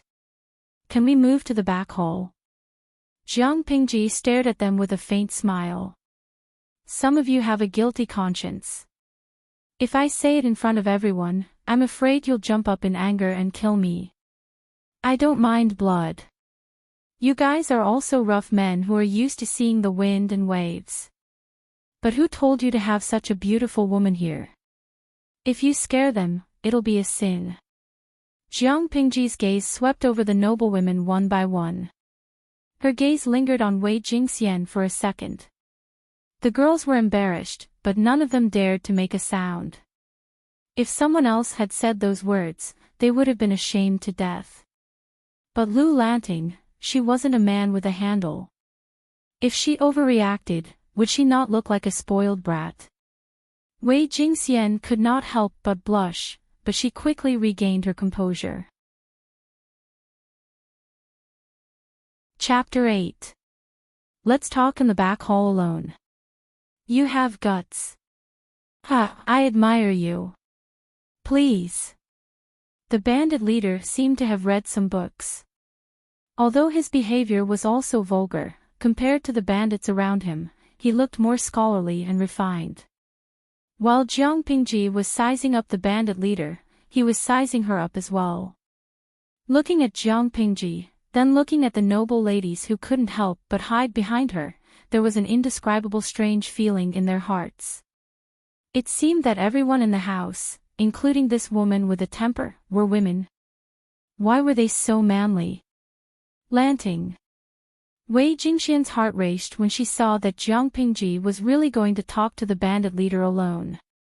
Although they had fallen into the bandits' lair and lost their reputation, they had not been harmed in any way. If they could be saved, their reputation would be tarnished. But if Jiang Pingji was alone with a bandit, it would be hard to explain. Don't worry. Wait for me. Jiang Pingji blinked her right eye. Her mischievous look made people's hearts skip a beat. The back hall was even simpler than the front hall. Jiang Pingji sat down on the main seat, crossed her long legs, and tilted her body. It was not an exaggeration to say that she was unrestrained and unrestrained. In the front, without Jiang Pingji's presence, the girls' days felt like years, and they were anxious. I don't feel safe leaving a bunch of girls in a wolf pack. Let's get straight to the point. I have to go back. Jiang Pingji said she was in a hurry, but it was hard to tell from her posture. I don't trust those scums out there. The bandit leader stood to the side, his eyes anxious. Mo and Yang was a thorn in his heart that he could not bear to pull out. Every day and night, he wanted to know who killed Mo and Yang. Jiang Pingji gave him hope, and he did not want to wait any longer. The murderer is right beside you. You just don't know it. Jiang Pingji had a teapot by her hand, but there was a black stain on the rim of the teacup. She glanced at it and was not thirsty at all. The leader of the bandits was not completely brainless. Hearing Jiang Pingji's words, he became suspicious again. He felt that she was using someone else to do her dirty work. Being a bandit leader meant that he had some skills. However, he had met Jiang Pingji, so he was destined to die. She was the most venomous person in the 7th Division. She was a demon who could spill all the secrets they tried to hide with just one word. The thing that the officers under her were most afraid of was meeting her gaze. They always had the illusion that they were walking around naked. I know you have doubts. You think that I'm tricking you into killing each other. TSK, I'm only speaking my mind. It's up to you whether you believe me or not. Jiang Pingji snorted in her heart. This body was too weak for her. She could definitely escape by herself, but those noble ladies might be mistakenly killed by the furious bandits. For a perfectionist like her who had obsessive-compulsive disorder, this was simply intolerable. The murderer is from your hometown, the one with a lame foot and a slightly bent back. While you were out hunting, he took the opportunity to force himself on Mo and Yang and threatened her not to say a word. Mo and Yang was deeply in love with you. She felt so guilty that she killed herself in the end. The bandit leader's doubts disappeared when he heard that. He could not believe it anymore. Jiang Pingji was not the only one who didn't know that he and the lame man were from the same hometown. They would at most nod at each other and occasionally take care of each other, but they kept their distance. They did not tell anyone about their relationship. How could he not believe Jiang Pingji when she pointed it out? If you don't believe me, you can take off his clothes and see if there are any wounds on his back from when Mo and Yang was raped. Mo and Yang is a chaste woman. She would rather die than submit to them. She fought them with all her might, but she's just a weak first-level girl. As soon as he finished speaking, the bandit leader walked out with his sword in hand. Not long after, the terrified screams of the noble ladies could be heard. Smelling the stench of blood in the air, her plump lips curled up slightly as she said in a clear voice, "Next." The system was speechless. Even though it was an emotionless system, it still felt like it was going to explode at the sight of its host. The second-in-command walked in with a pale face. He looked at Jiang Pingji with a guarded expression. The leader had rushed out of the back hall and grabbed an inconspicuous man. Without a word, he tore off his clothes. His expression was deranged and his eyes were bloodshot. The sight of him sent chills down one's spine. The man had knelt down and begged for mercy. Somehow, the leader had provoked him and chopped off his head. Your son was so young when he went missing. Jiang Pingji was not affected by the screams of the noble ladies. She could smell the blood in the air and knew that the first stage of her goal had been achieved. You want to see him? Of course. Speaking of his son, the second-in-command's desire for his son took over. His eyes were sparkling. He was an idiot. He never did anything serious. He always stirred up trouble because he was strong. When he was rich, he enjoyed himself. He slept in brothels and had sex with prostitutes. When he had no money, he went looking for his parents. When he was old, he married an unlucky man in the village who had lost his mother. After 2 years of marriage, he had a chubby boy. However, having a child did not calm him down. He continued to cause trouble every day. Once, he kicked an iron plate. He was beaten up by a more powerful person. He even got kicked twice and fainted from the pain. Later, he recovered. The job could still be used, but the doctor said he would not be able to have a child. He immediately thought of his only son when he could not have a child. He kept a close eye on him every day, fearing that something would happen to him. If this child died, wouldn't he be without descendants for the rest of his life? No one would offer incense to him after he died. Without a filial son, what was there to look forward to? However, what he feared came true. His son disappeared when he was 4 years old. He could not be found. His wife cried so much that she was blind. Your son. TSK. Everything bodes ill. Jiang Pingji shook her head and sighed. It is the people who suffer from natural and man-made disasters. That year, there was no harvest. You and your wife took good care of your son. You had good intentions, but it was easy to get into trouble. Before he finished speaking, he suddenly thought of something. His eyes turned red and he fell to the ground as if all the energy in his body had been sucked out. During the year of the drought, everyone could not afford to eat. They could only eat wild grass and tree bark, but some people would catch other people's children to fill their stomachs. He was young and strong. He could barely feed his family. Sometimes, he was so greedy that he would touch other people's children. Thinking of this, the second leader knelt on the ground helplessly and crazily, crying and praying. With tears streaming down his face, he begged, "Living immortal, please tell me, which black-hearted person actually treats my son like this? He is my lifeline." Jiang Pingji lowered her eyes and said calmly, "Since you are begging me, I have to tell you. The person who ate your son is from the same village as you. He is also a greedy person like you. I don't know more than that. You can find out for yourself." The system poked Jiang Pingji. "Didn't you plan to let them kill each other? Why didn't she tell them who the murderer was? She just said it was someone from the same village. What if they really went to the village to look for him?" Stupid. Jiang Pingji secretly curled her lips and chuckled. "I am not a god. How would I know who is from the same village?" System, yen%, yen #. Chapter 9. We provide you with wonderful novels to read. Jiang Pingji licked her dry lips. However, he is from Hejin County, and some of the bandits outside are also from Hejin County. If he is lucky, he will meet someone from the same village. Birds of a feather flock together. The traffic in this world is so troublesome.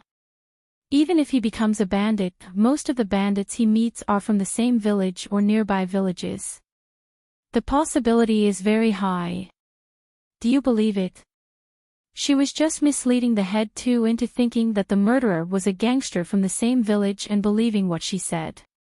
When the head two went to ask for evidence, the two sides would have a conflict. They were a group of hot-tempered and brainless people. Wouldn't it become a scuffle? From the beginning to the end, she did not say that the murderer was from the village. Even if they killed each other, what did it have to do with her? By the way, don't go. Jiang Pingji stood up and stopped the head two from going to ask for evidence. I don't feel at ease leaving those beautiful girls outside. I won't talk to the head four alone. Help me talk to him. After that, Jiang Pingji talked about a bunch of bandits. Of course, she did not mention their names, but their physical characteristics, which were very easy to remember. Finally. Head 2, I will add you. Jiang Pingji smiled, and the head 2 suddenly shivered. As for whether you want to tell the truth or not, I won't interfere. She used this attitude to show that she did not cause them to kill each other. She just told the truth. Otherwise, she could directly call the head 4 in and tell him all the bandits who touched his wife. The whole village would be in chaos. In addition, she had another purpose, to deepen the head 2's trust in her words. He was secretly glad that he did not hear Jiang Pingji say that he had an affair with the head 4's wife. His face darkened when he was called out. Could it be that the girl in front of him was watching them when they were working with the head 4's wife? Everything was ready, except for one thing.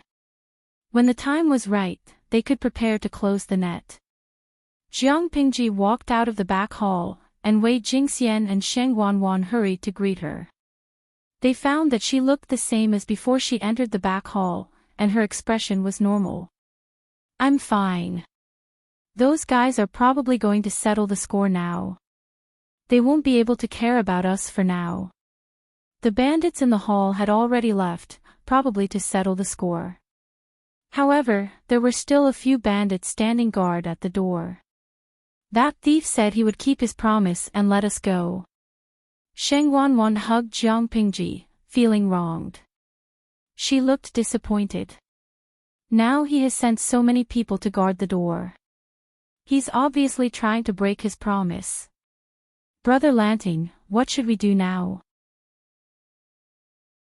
Knowing that Lu Lanting was not a brother but a sister, she felt that it was okay to be close.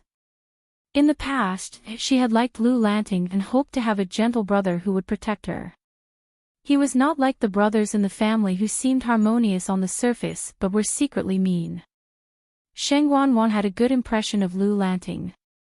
However, at that time, Lu Lanting was engaged to Wei Jingxian, so she treated other noble ladies with disdain, which made her depressed for a long time. Although Sheng Wanwan was young, she was very clever and cunning. Lu Lanting was engaged to Wei Jingxian. Even if she treated Lu Lanting as a brother, others would still be jealous of her. Now that the brother had become the sister, she could act coquettishly. Could it be that those talkative maidservants would also make irresponsible remarks when they saw two beautiful girls hugging each other? Sheng Wanwan was favored in the family not only because she was the only daughter of the first wife, but also because she liked to act coquettishly in front of the elders. She was different from the other noble ladies who behaved like yes-men. He was like a happy person, always able to coax the elders until their faces were glowing and they were smiling non-stop. Wei Jingxian's eyes widened when she saw Sheng Wanwan like that. She was about to say that it was inappropriate for men and women to touch each other, not to mention that Lu Lanting was engaged. However, when she saw the doting smile on Jiang Pingji's face, she swallowed her words. Her chest hurt. Lu Lanting was a woman. A woman. A woman. I didn't expect them to keep their promise. Why do you think these vicious bandits are gentlemanly? Jiang Pingji imitated Lu Lanting's usual tone and slowly added her own. They're just stalling for time. But... Sheng Wanwan's eyes widened. She covered her mouth with both hands, afraid that the bandits outside would overhear her. She lowered her voice and said anxiously, But... If they don't give up, we'll still be in danger. Jiang Pingji raised her hand and gently pinched the little girl's cheeks. Who said so?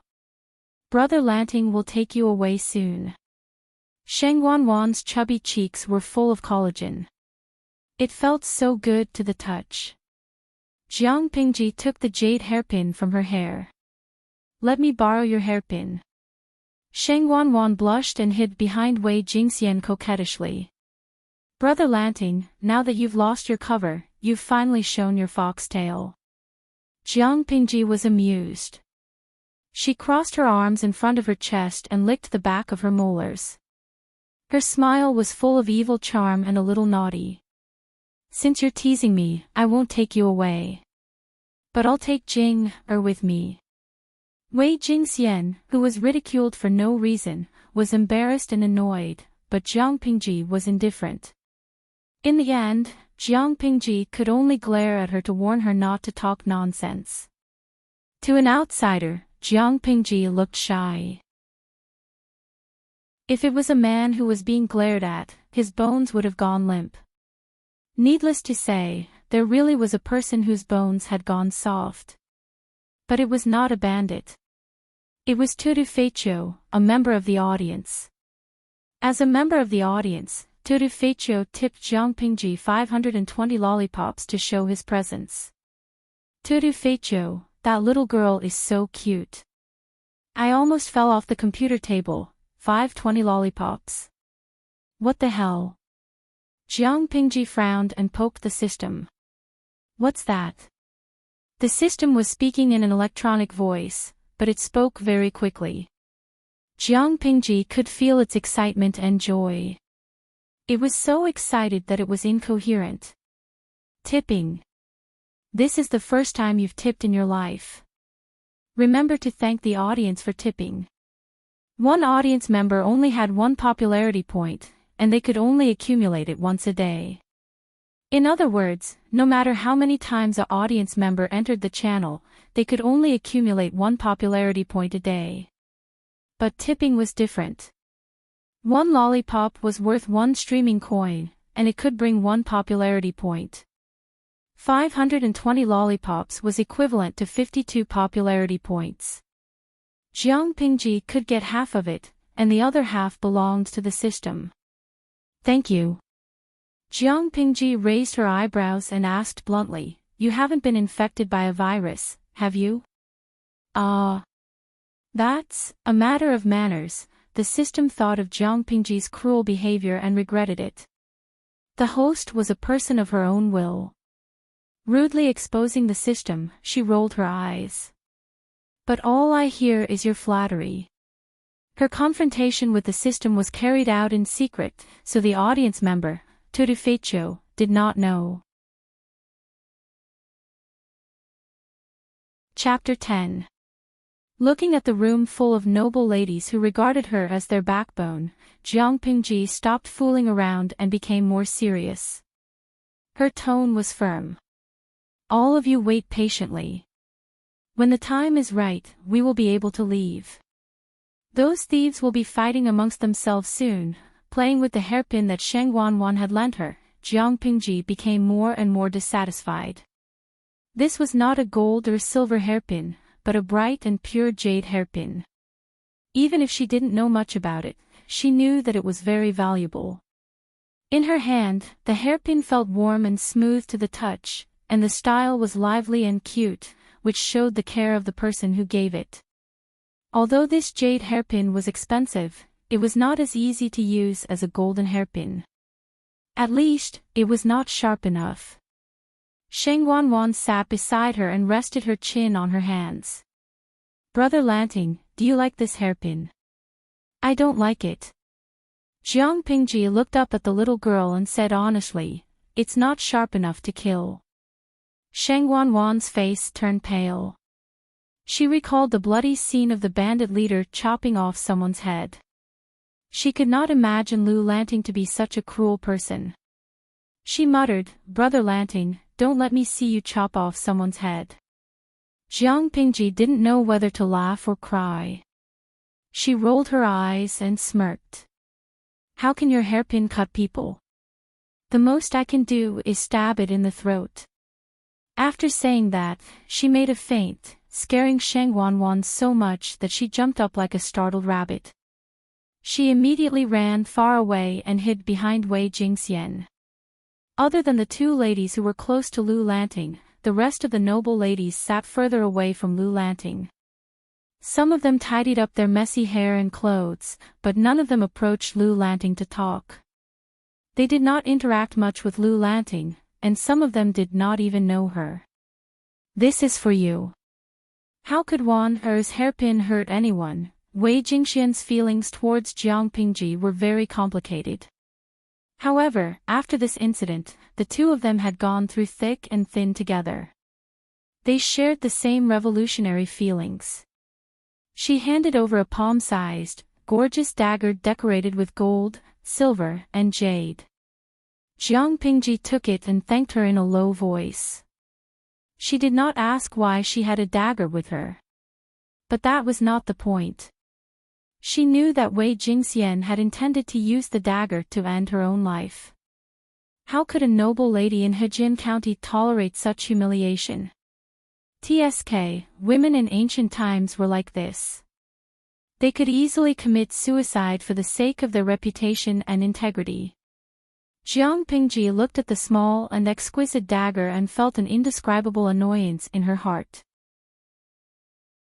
However, seeing that the dagger was still sharp, her mood was slightly better. Looking at the time, it should be about time. You and Warner go to the back hall and wait. I'll go deal with the guy outside. The scene will be a little bloody, I'm afraid you guys can't take it. Of Jiang blood. Wei Wan Yu Jiang can S1 can Jiang as if she could.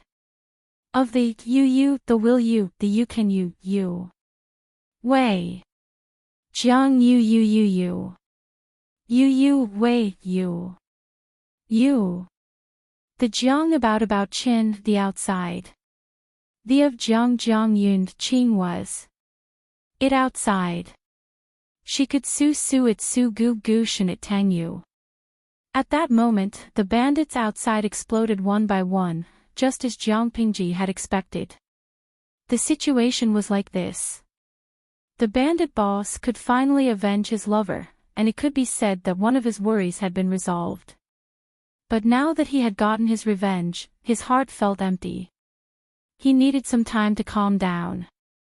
But the brothers around him did not know what to do. They continued to make noise, louder than 500 ducks. The second and fourth brothers looked like they were cross-eyed. The other brothers spoke one after another, but they all agreed on the same thing.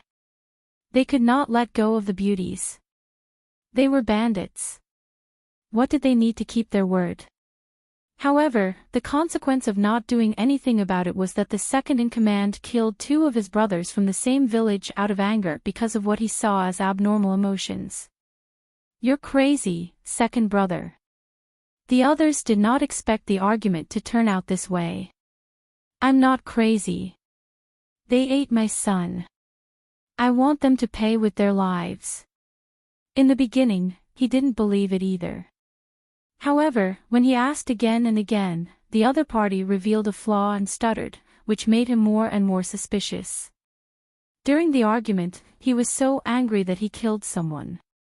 The fourth leader tried to stop him, but he was pushed away. Driven by anger, he said, "Fourth brother, why are you still speaking up for them? Serves you right to be cuckolded by your wife. Serves you right to be cuckolded. Both of them slept with your wife. Do you understand?" As soon as he said that, there was silence. No one dared to look at the fourth leader's face. The second leader looked around. He was in a very unstable state. He pointed at several people. He, and he. These people all slept with your wife. Are you angry? You're a man. Are you angry? These 2 beasts made me lose my family. What's wrong with me killing them? My poor son. He died so miserably. Those who were pointed out were so scared that they took a step back. Their faces turned pale. How could they not understand such a reaction? They really had ulterior motives. The fourth leader's face turned green. On the other side, Jiang Pingji covered the bandit's mouth with one hand and stabbed him with the dagger. Blood splattered. The bandit did not even make a sound. He was already dead. In the darkness, she was like a gust of wind shuttling in the night. Wherever she went, there was no movement. Hiding in the dark, she blended in with the night. She used her breathing technique to greatly reduce her presence. Even her breathing was so light that it was almost inaudible. Fortunately, this body did not have the habit of wearing makeup. Otherwise, the fragrance on her body could expose her existence. In fact, the system felt that Jiang Pingji was overthinking. These bandits were all outlaws with strength and courage. If they were so strong, they would have found another way out. Why would they become bandits?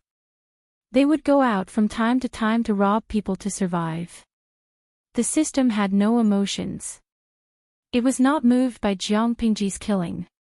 At most, it muttered that the host was not right and her methods were cruel. But we can't ignore the fact that there is an audience watching the live stream. What the hell is going on? Jumping from an ordinary romance to a horror film. Jiang Pingji killed the bandits one by one with a cold face. Not only was she fast, but she was also very professional. She only needed one slash to kill someone. The victim did not even have time to react. By the time they realized that someone was behind them, Jiang Pingji had swiftly taken their lives. Tutu Feichio's teeth were chattering. His eyes were glued to the live stream screen. He felt like he was soaking in ice water. His hair stood on end and his back broke out in a cold sweat. It was as if someone would touch his neck and cut his head off in the next second. Oh my God! How could such a restricted and disturbing live stream be broadcasted?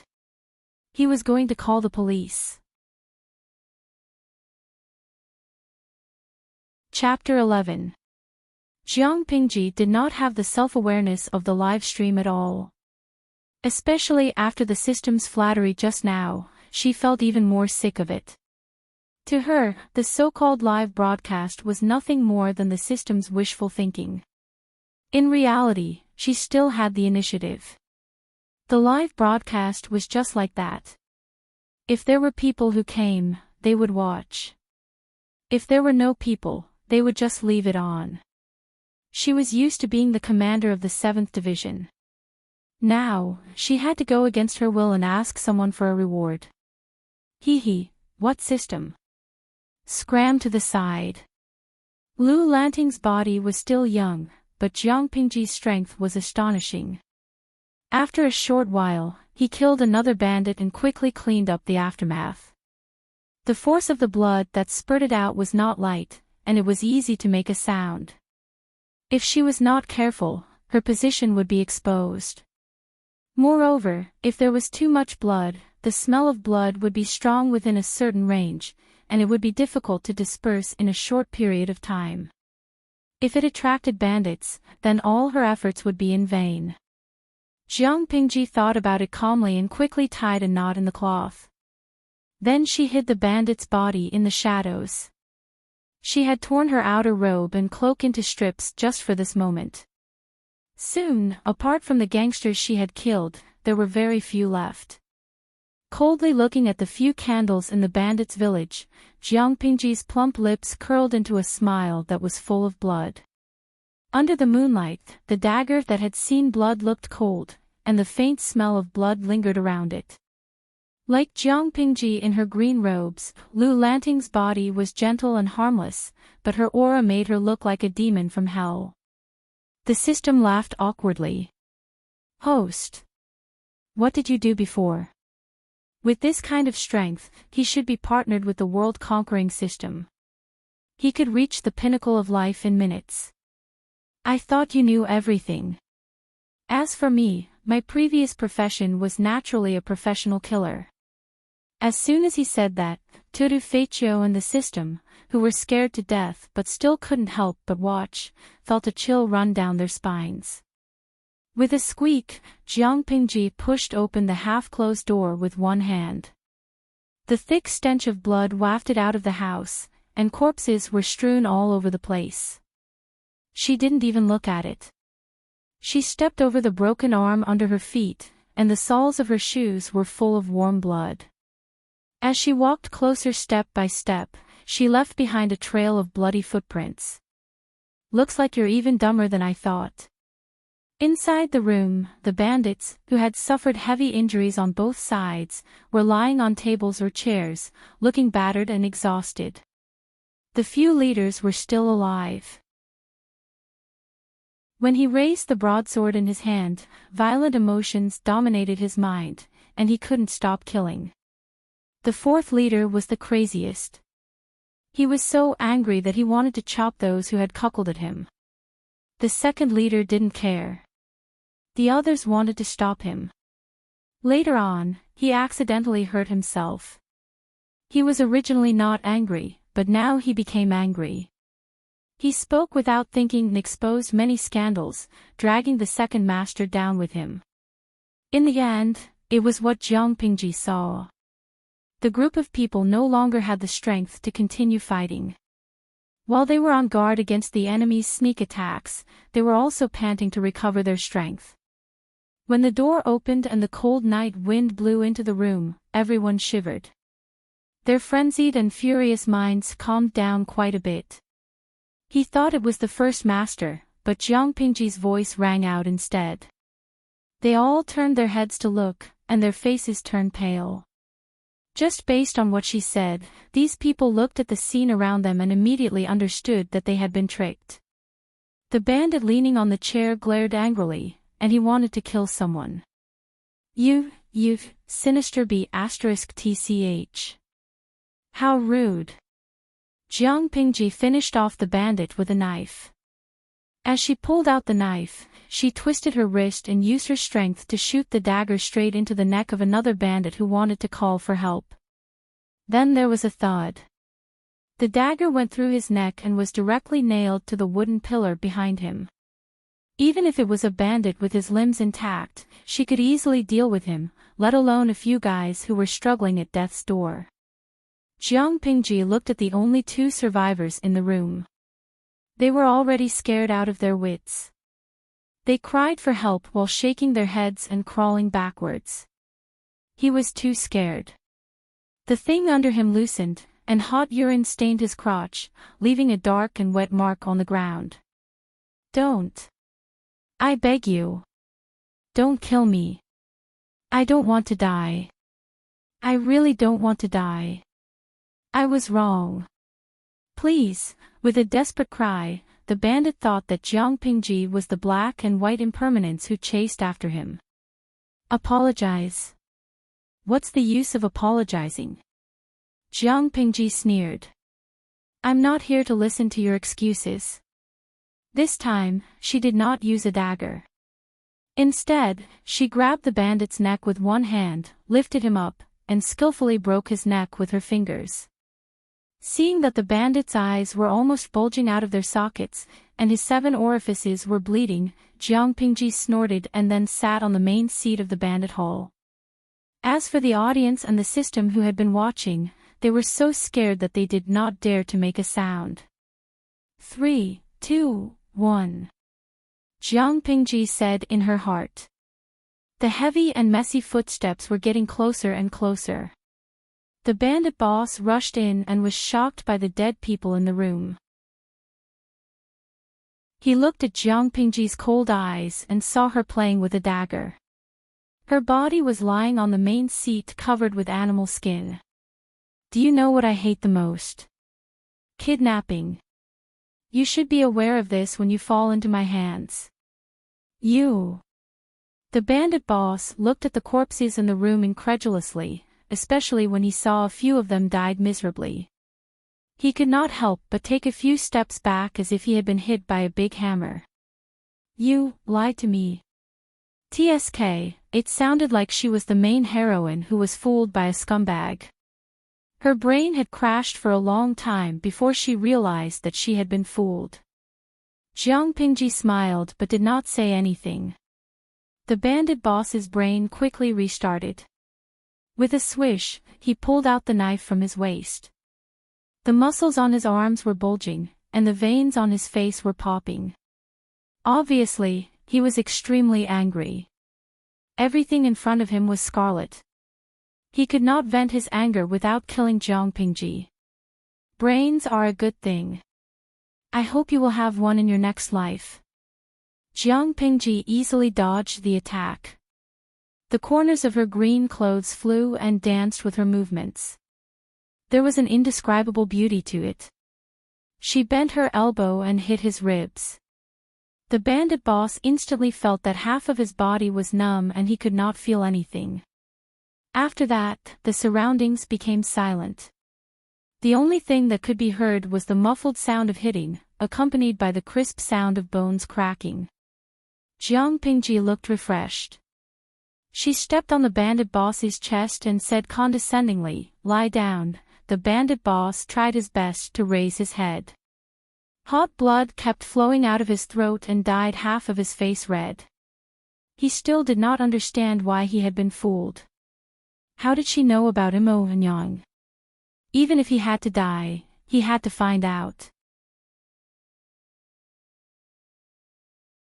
Chapter 12. He kept trying to say something, but in the end, he could only mutter a few words. But Jiang Pingji could understand. LoveGo small talk net ecosystem, actually, it wanted to know how Jiang Pingji knew the information and how she managed to deceive the bandits. She looked up at the sky outside the door. It was still early. I'm a kind person. Since you want to know, I'll let you die in peace. System. Are you that kind? You have a sachet with a handkerchief on your waist. Looking at the design, stitching, and age of the sachet, it's obvious that it's not for a man. In other words, the owner should be a young woman.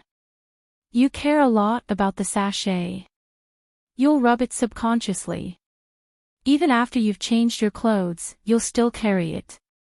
Who is the owner to you? Jiang Pingji reclined on the main seat with one hand on the armrest and her legs on the other. She looked very lazy. There's a tattoo on your face. Even though you've grown a full beard, if you have good eyesight, you'll still be able to see it. Of course, other than me, everyone else seems to be blind, so they didn't see it. You don't forget to step on others while pretending to be cool. How shameless, system. The tattoo clearly states the county where you were sentenced and the content of your exile to Zisang. But as an exiled criminal, you appeared in Hejin County. Needless to say, you've become a fugitive. I don't think you'd dare return to your hometown to visit your family. If an exiled criminal escaped, it would be fine if they weren't caught, but if they were, they'd be beaten to death. Taking a deep breath, she continued on hurriedly. The way you looked at the sachet was very painful, but also very reluctant and regretful. So I boldly assumed that the woman was already dead, and the cause of her death was not normal. After a bit of deception, it was indeed so. System. No. Mo and Yang could have died under other circumstances. Jiang Pingji secretly rolled her eyes and said to it, when a person has a very deep impression and emotion about a certain behavior, his breath and expression will change when the same thing happens. This is a reflexive psychological reaction. Therefore, when the noble ladies were pulled out of the carriage and a bandit said he wanted to have a go at them on the spot, the bandit leader reacted that way. The system said. Who would even think about that, as for your fellow countrymen? Jiang Pingji grinned, revealing a row of white teeth, as if she was amused. When I mentioned the cause of Mo and Yang's death and that I knew who the murderer was, his reaction told me that he was guilty. It's a kind of fear that someone will find out the truth. Under what circumstances would one have such a reaction? He might not be the murderer, but he must know how Mo and Yang died, and who killed her. He must be a witness and an insider, but he doesn't dare to tell you. Because of his guilty conscience, when the bandit boss interrogated him, as long as the cripple showed even the slightest hint of panic, he would be labeled as Mo and Yang's murderer. Even if it wasn't sh*t, it was still sh*t, based on the bandit leader's reaction when he mentioned Mo and Yang. Jiang Pingji believed that he would not give the cripple any time to explain.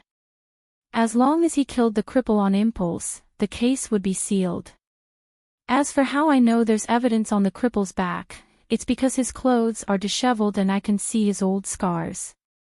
Unfortunately, he was the one who carried Jiang Pingji down from the carriage, so it was not difficult to spot the scars. Scratches or scars left by sharp weapons on his back can be easily assumed to have been left behind after the battle. But that's only possible if the battle was intense.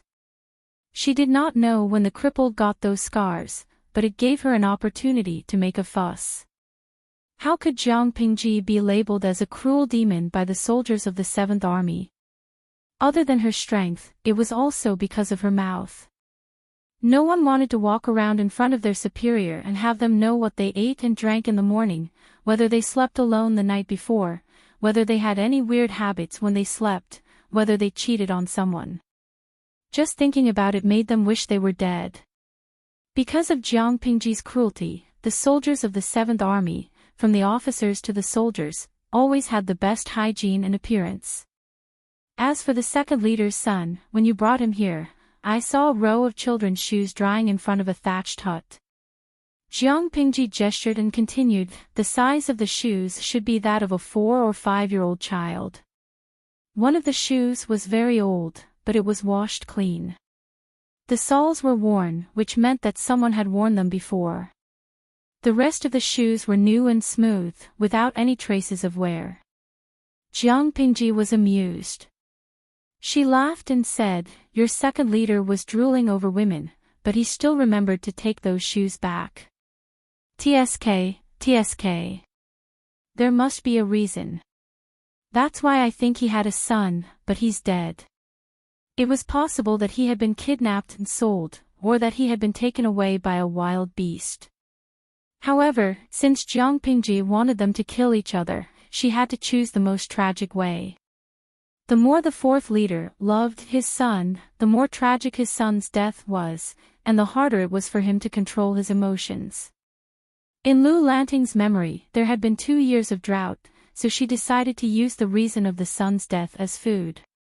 It was a provocative enough reason. After confirming that, it was up to her how she wanted to bullshit. Regardless of whether her speculation was correct or not, she had to look confident. She had to make people believe that she was telling the truth.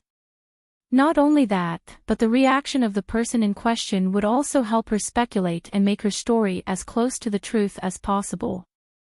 When the leader of the bandits said that his lover was Xinyang, his breathing did not change much, so Jiang Pingji knew that he was lying. She tested him, and sure enough, it was true. From this, it could be seen how good Jiang Pingji's lying skills were. She felt so comfortable that she changed her position and continued to lie down. She even stretched and yawned. It's even simpler for the fourth leader. There are traces of a woman living in this village. Among all the bandits, only the fourth leader is well-dressed, or rather, has a woman taking care of him. However, due to his passion for sex, his relationship with that woman is worrying. As for why I think that the woman might have an affair with another man, Jiang Pingji shrugged. The first thing she said was dirty and violent, but she had no self-awareness. First of all, this is a bandit's den. A group of hot-blooded adult men gather together. They have no morals, worldviews, or values. There is a shortage of women. What do you do when you need them? Do you do it yourself, or do you help each other? Under these circumstances, the fourth leader has a woman to take care of him, and the atmosphere in the bandit's den is strangely harmonious. System. Host, I think your values are worrying, and you need to be saved by a harem. Why don't you find an emperor and have some fun? Jiang Pingji only had one word to say to the system. Get lost. Chapter 13. We provide you with wonderful novels to read. As the saying goes, dumplings are the best, and sisters-in-law are the most fun. It was normal for those people to target the fourth master's wife. She didn't think that such a thing wouldn't happen when the fourth master was not around. Therefore, Jiang Pingji dared to test the waters. Sure enough, a few people's expressions changed subtly. She memorized all of their characteristics and thus had evidence. According to her observation, the fourth master was quite explosive, and he might have a habit of violence against women. Men, especially men from this kind of place, were sometimes quite complicated. They coveted other people's women, but they also kept a close eye on their own women. How could a brainless and possessive bandit stand the fact that his brothers had played with his women? Based on the man's temper, it was very likely that they would fall out. In conclusion, impulsiveness was the devil. If one went out without a brain, it was best to remember to control his temper. Alright, I'm done. You can rest in peace and go to hell to meet your bandit brothers. Let's have a family reunion. System. You're so kind that you're willing to waste time to let him die in peace, Jiang Pingji, you're wrong. I'm wasting time to let him understand how he died of stupidity. System, F***CK, he might as well die in peace. System, Host, are you sure you don't want to find a domineering emperor and have a pure love to save your worldview? She used all the information she could, whether it was deliberately luring people or fooling them. Her goal was very clear. Jiang Pingji's actions from the beginning to the end showed that she had been planning the annihilation of the bandit village since she woke up. Even though they had only worked together for half a day, it was still a little worried about the host. If you keep talking, I'll kill an emperor for you to see. Jiang Pingji frowned impatiently. She was annoyed that there was an uncontrollable noisy sparrow in her head. The system immediately became quiet. At that moment, Tutu Feiqiu, the only spectator who had been silent for a long time, silently sent a bullet scream. Tutu Feiqiu, host, won't it be easy to get out of hand? Jiang Pingji's words could not stand up to scrutiny if she tried to reason it out carefully. If she accidentally went overboard, she would be in deep trouble. But, when he thought about the streamer who was live streaming murder, his hands began to tremble uncontrollably. Host V, this kind of reasoning is a bold speculation, but it needs to be verified carefully. Rather than saying that I had deduced it, it would be better to say that those idiots had said it themselves. As for whether he would go overboard. Otherwise, it would be too boring to be 100% correct. Every time, it was like walking on a tightrope. The excitement of falling from heaven to hell with a single misstep was intoxicating.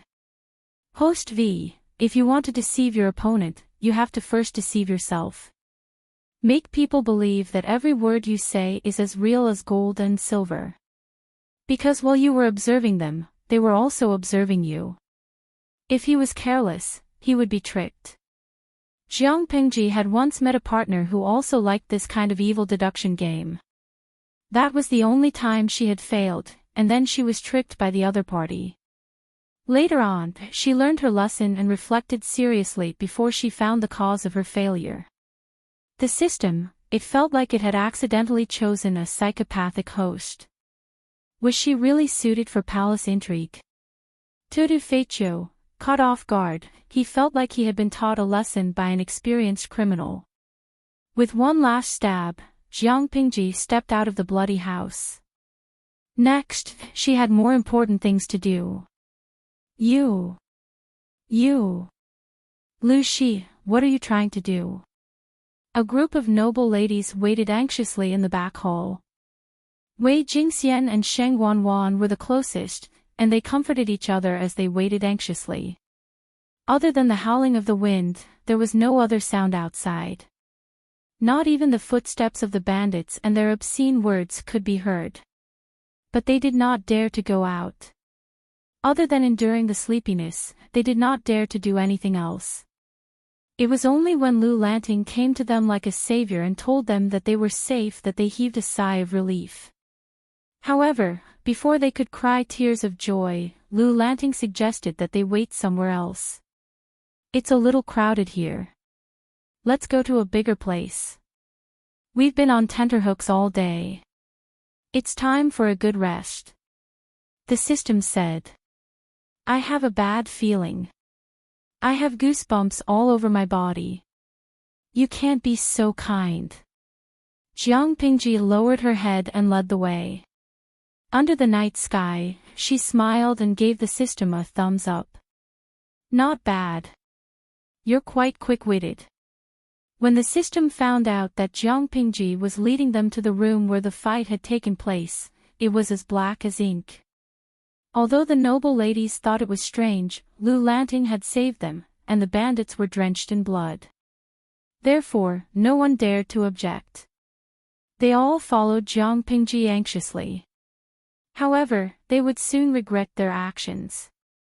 Before they entered the dark room, the smell of blood assaulted their nostrils, and their faces turned pale. When they accidentally stepped on the bandits' broken limbs and slipped, they screamed in fear. Some of them could not help but cry.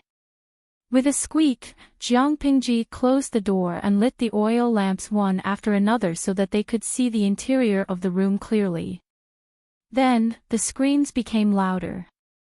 If someone were to approach the bandits' hideout and hear the shrill screams, they would most likely think that a group of female ghosts had gathered there.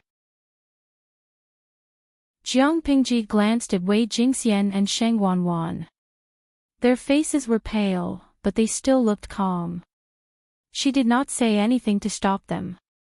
When they were done screaming, Jiang Pingji played with her dagger and looked at the noble ladies coldly. You should know very well what I want to do. She straightened her messy collar and used the remaining fabric of her cloak to tie her hair behind her head.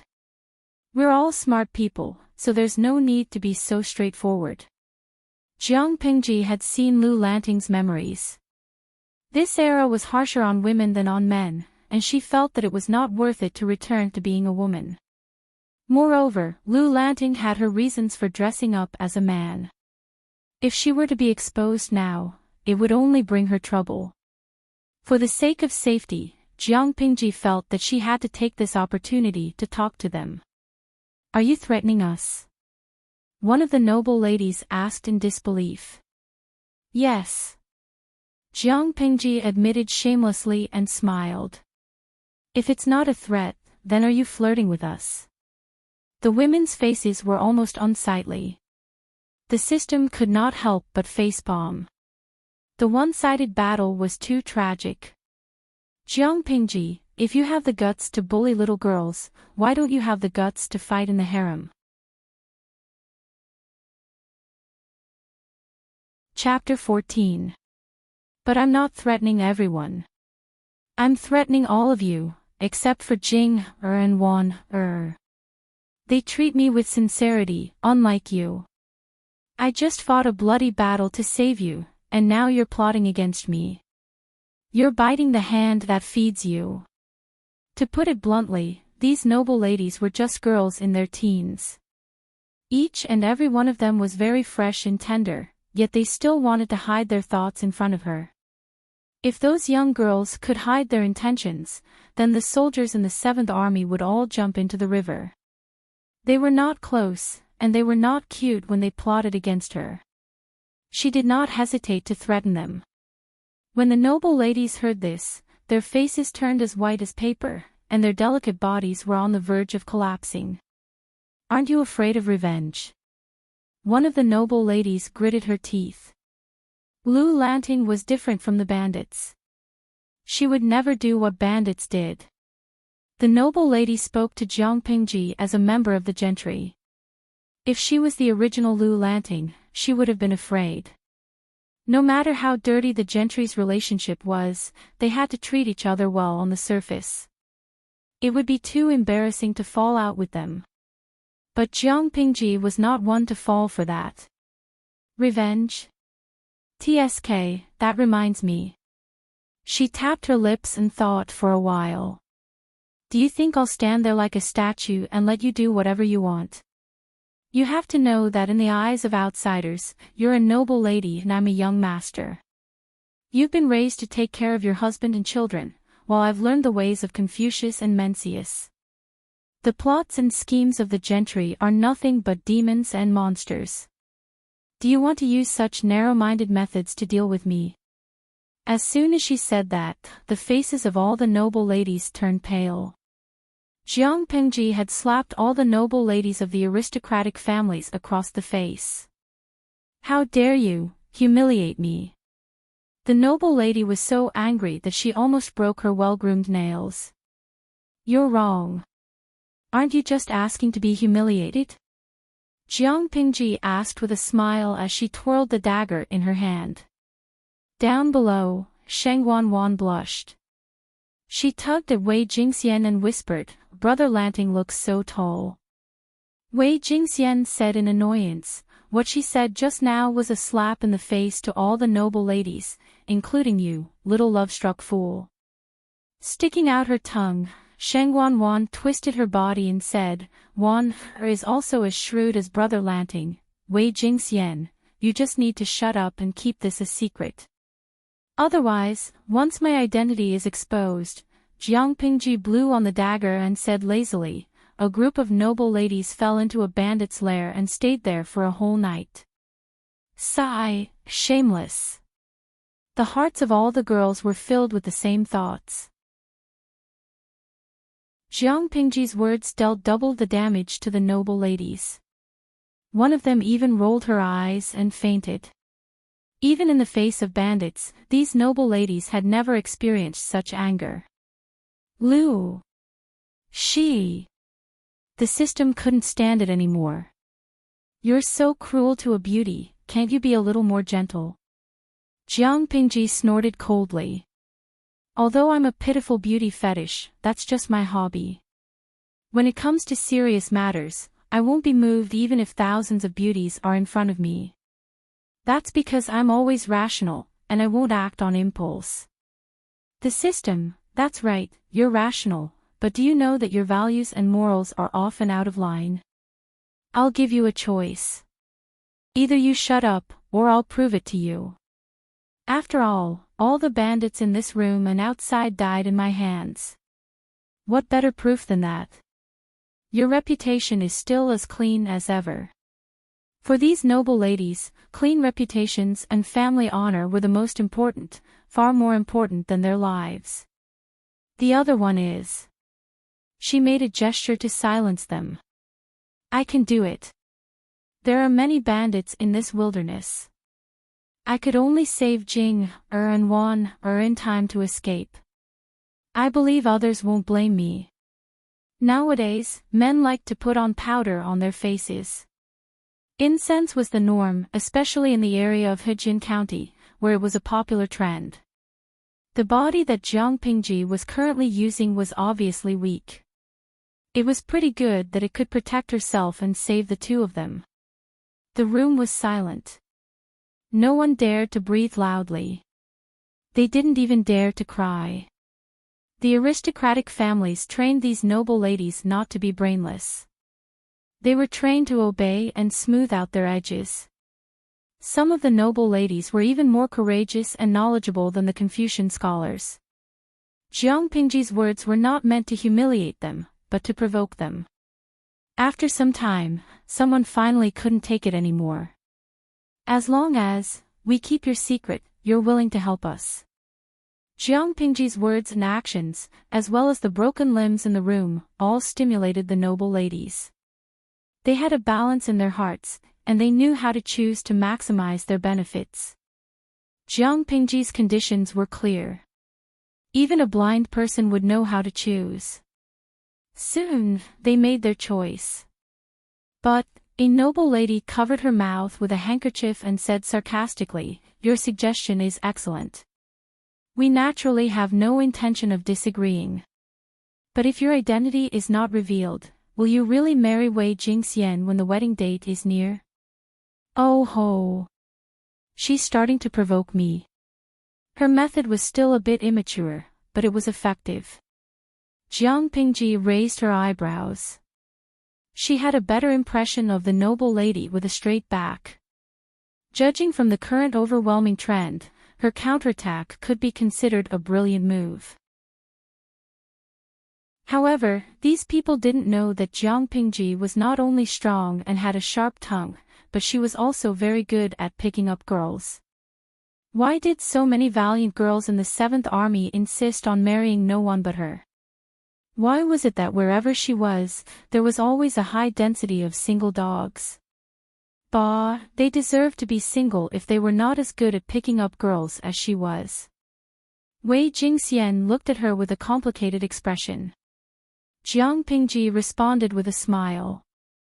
She said every word solemnly like a vow.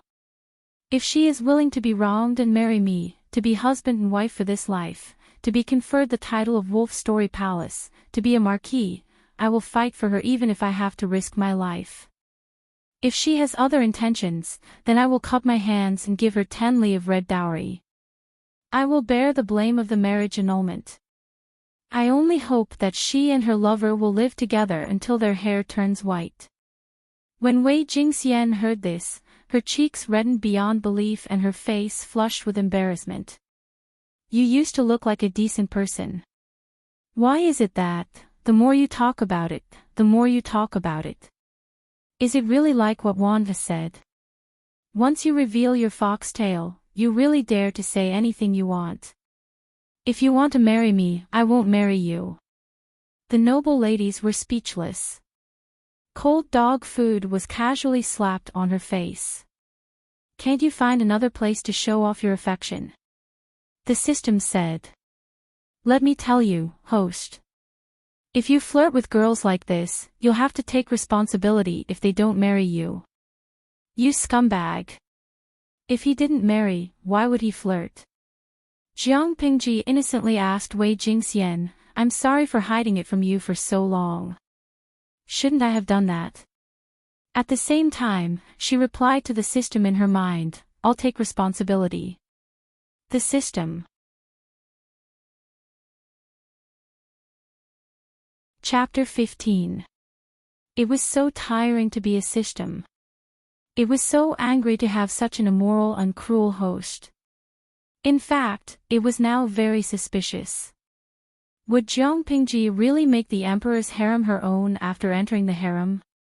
It thought of Jiang Pingji wearing the empress's court dress in the future.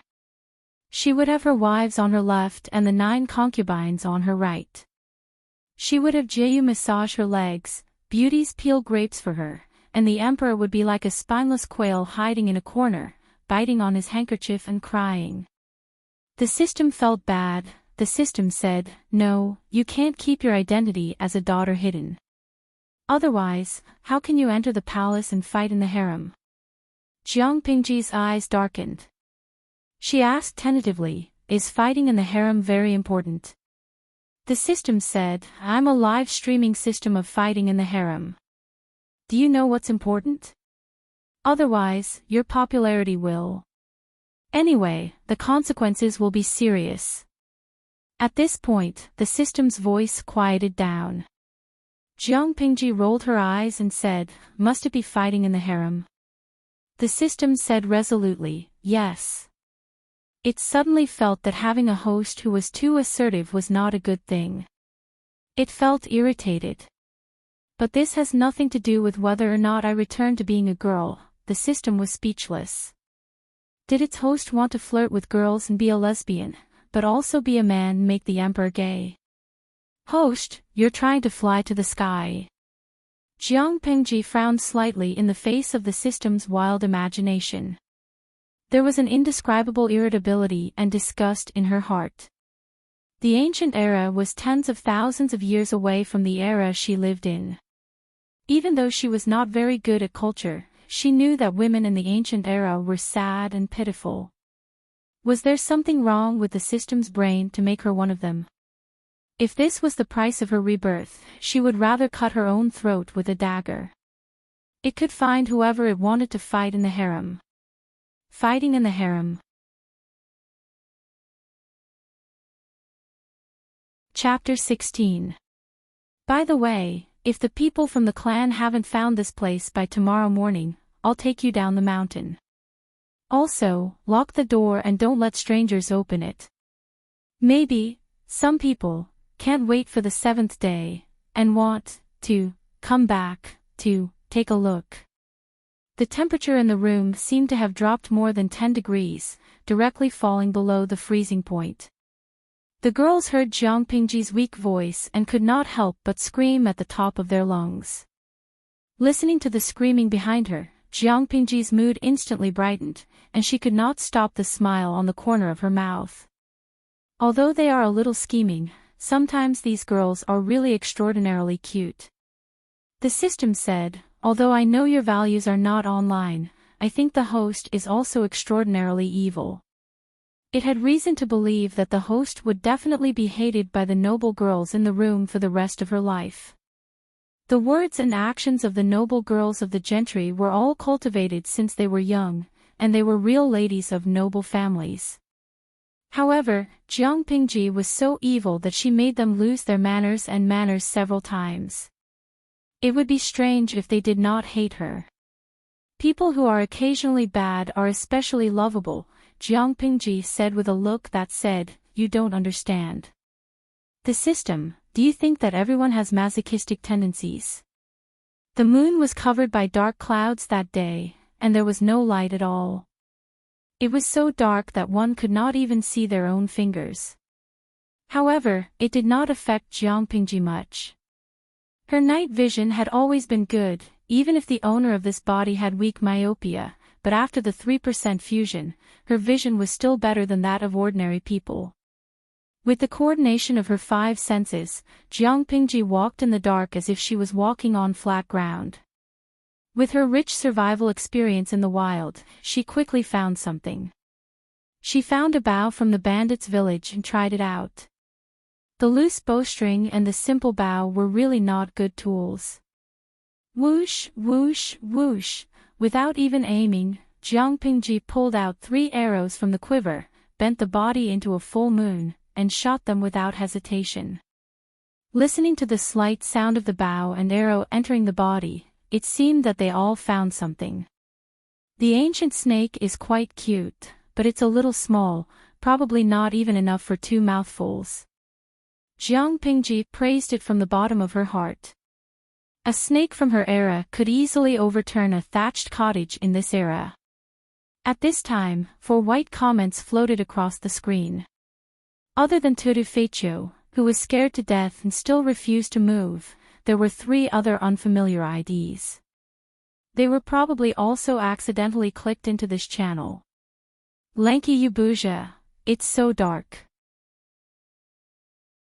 I can't see anything at all. Is the host not around?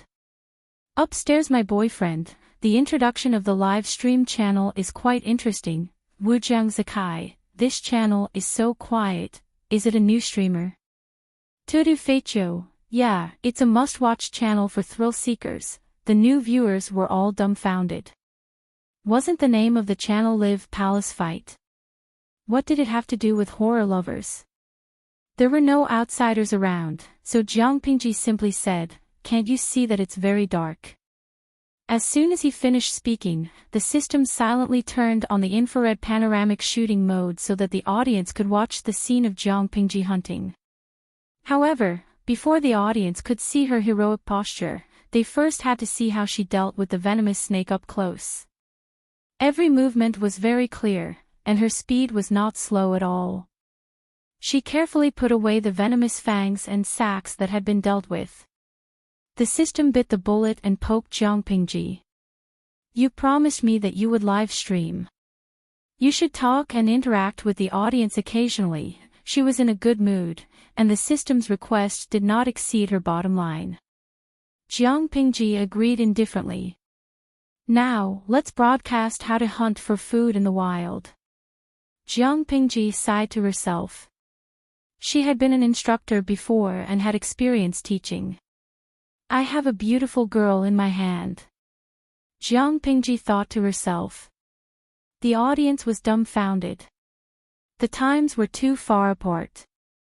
The biological encyclopedia she had read before was useless, but the laws of evolution were still the same. With her rich experience, she could talk about the toxicity of the beautiful girl and the handsome man in her hands, as well as their preferred living environment. Compared to dealing with their venomous fangs, I actually prefer to show you how to eat them. Their meat is delicious. Privately, the system had already curled up into a bowl. It was a harem fight streaming system, not a hegemony streaming system, not a survival streaming system, and definitely not a gourmet streaming system. Before the system could talk about how to judge the age of the snake and how to judge its meat quality, Jiang Pingji frowned and knocked an arrow. "My luck is not bad tonight. It's a big one." "The girls are in luck," she smiled, and the system could not even cry. In fact, Jiang Pingji's rigid live stream was quite boring, but she had a good body and good looks. She was of a higher standard than the general public. More importantly, the audience was a bunch of night owls who had nothing better to do. They stayed in the channel and hung out. She was lucky, and her 5 senses worked well together. Coupled with her rich experience in the wild, she could always quickly find the hiding place of her prey.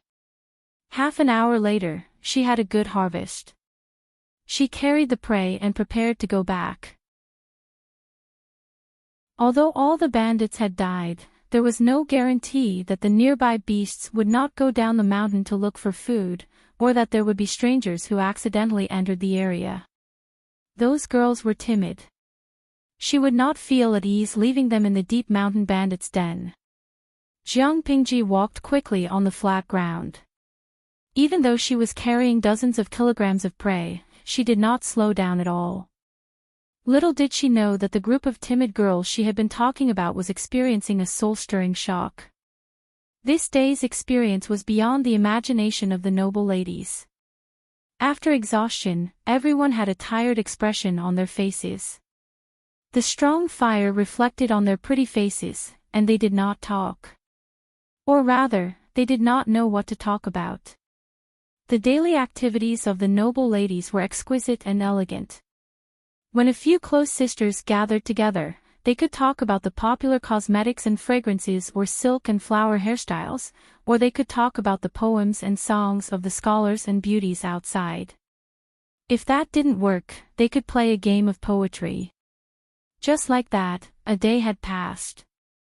But now, a group of people was in a mess. Their stomachs were rumbling with hunger, and their stomachs were aching. They could warm themselves with a bonfire when it was cold, but they could not suppress the hunger in their stomachs. A noble lady who was about the same age as Sheng Wanwan pouted, and her stomach rumbled inelegantly. "I'm so hungry," Wan Xiu comforted her in a low voice. "Didn't Lu Shi say that he's going out to hunt? He should be back soon. Just bear with it." But she's a bully. She had been scary before she left, and now she thought that a ghost had come when she heard the slightest movement. Sheng Wanwan was drawing and writing beside the fire pit with firewood. When she heard this, she could not help but raise her head to refute. "Humph, when you're hungry, you think of Brother Lanting. Why don't you think about how dangerous it is outside in the middle of the night?" Wei Jingxian discreetly tugged at her sleeve, indicating that Sheng Wanwan should not provoke them too much.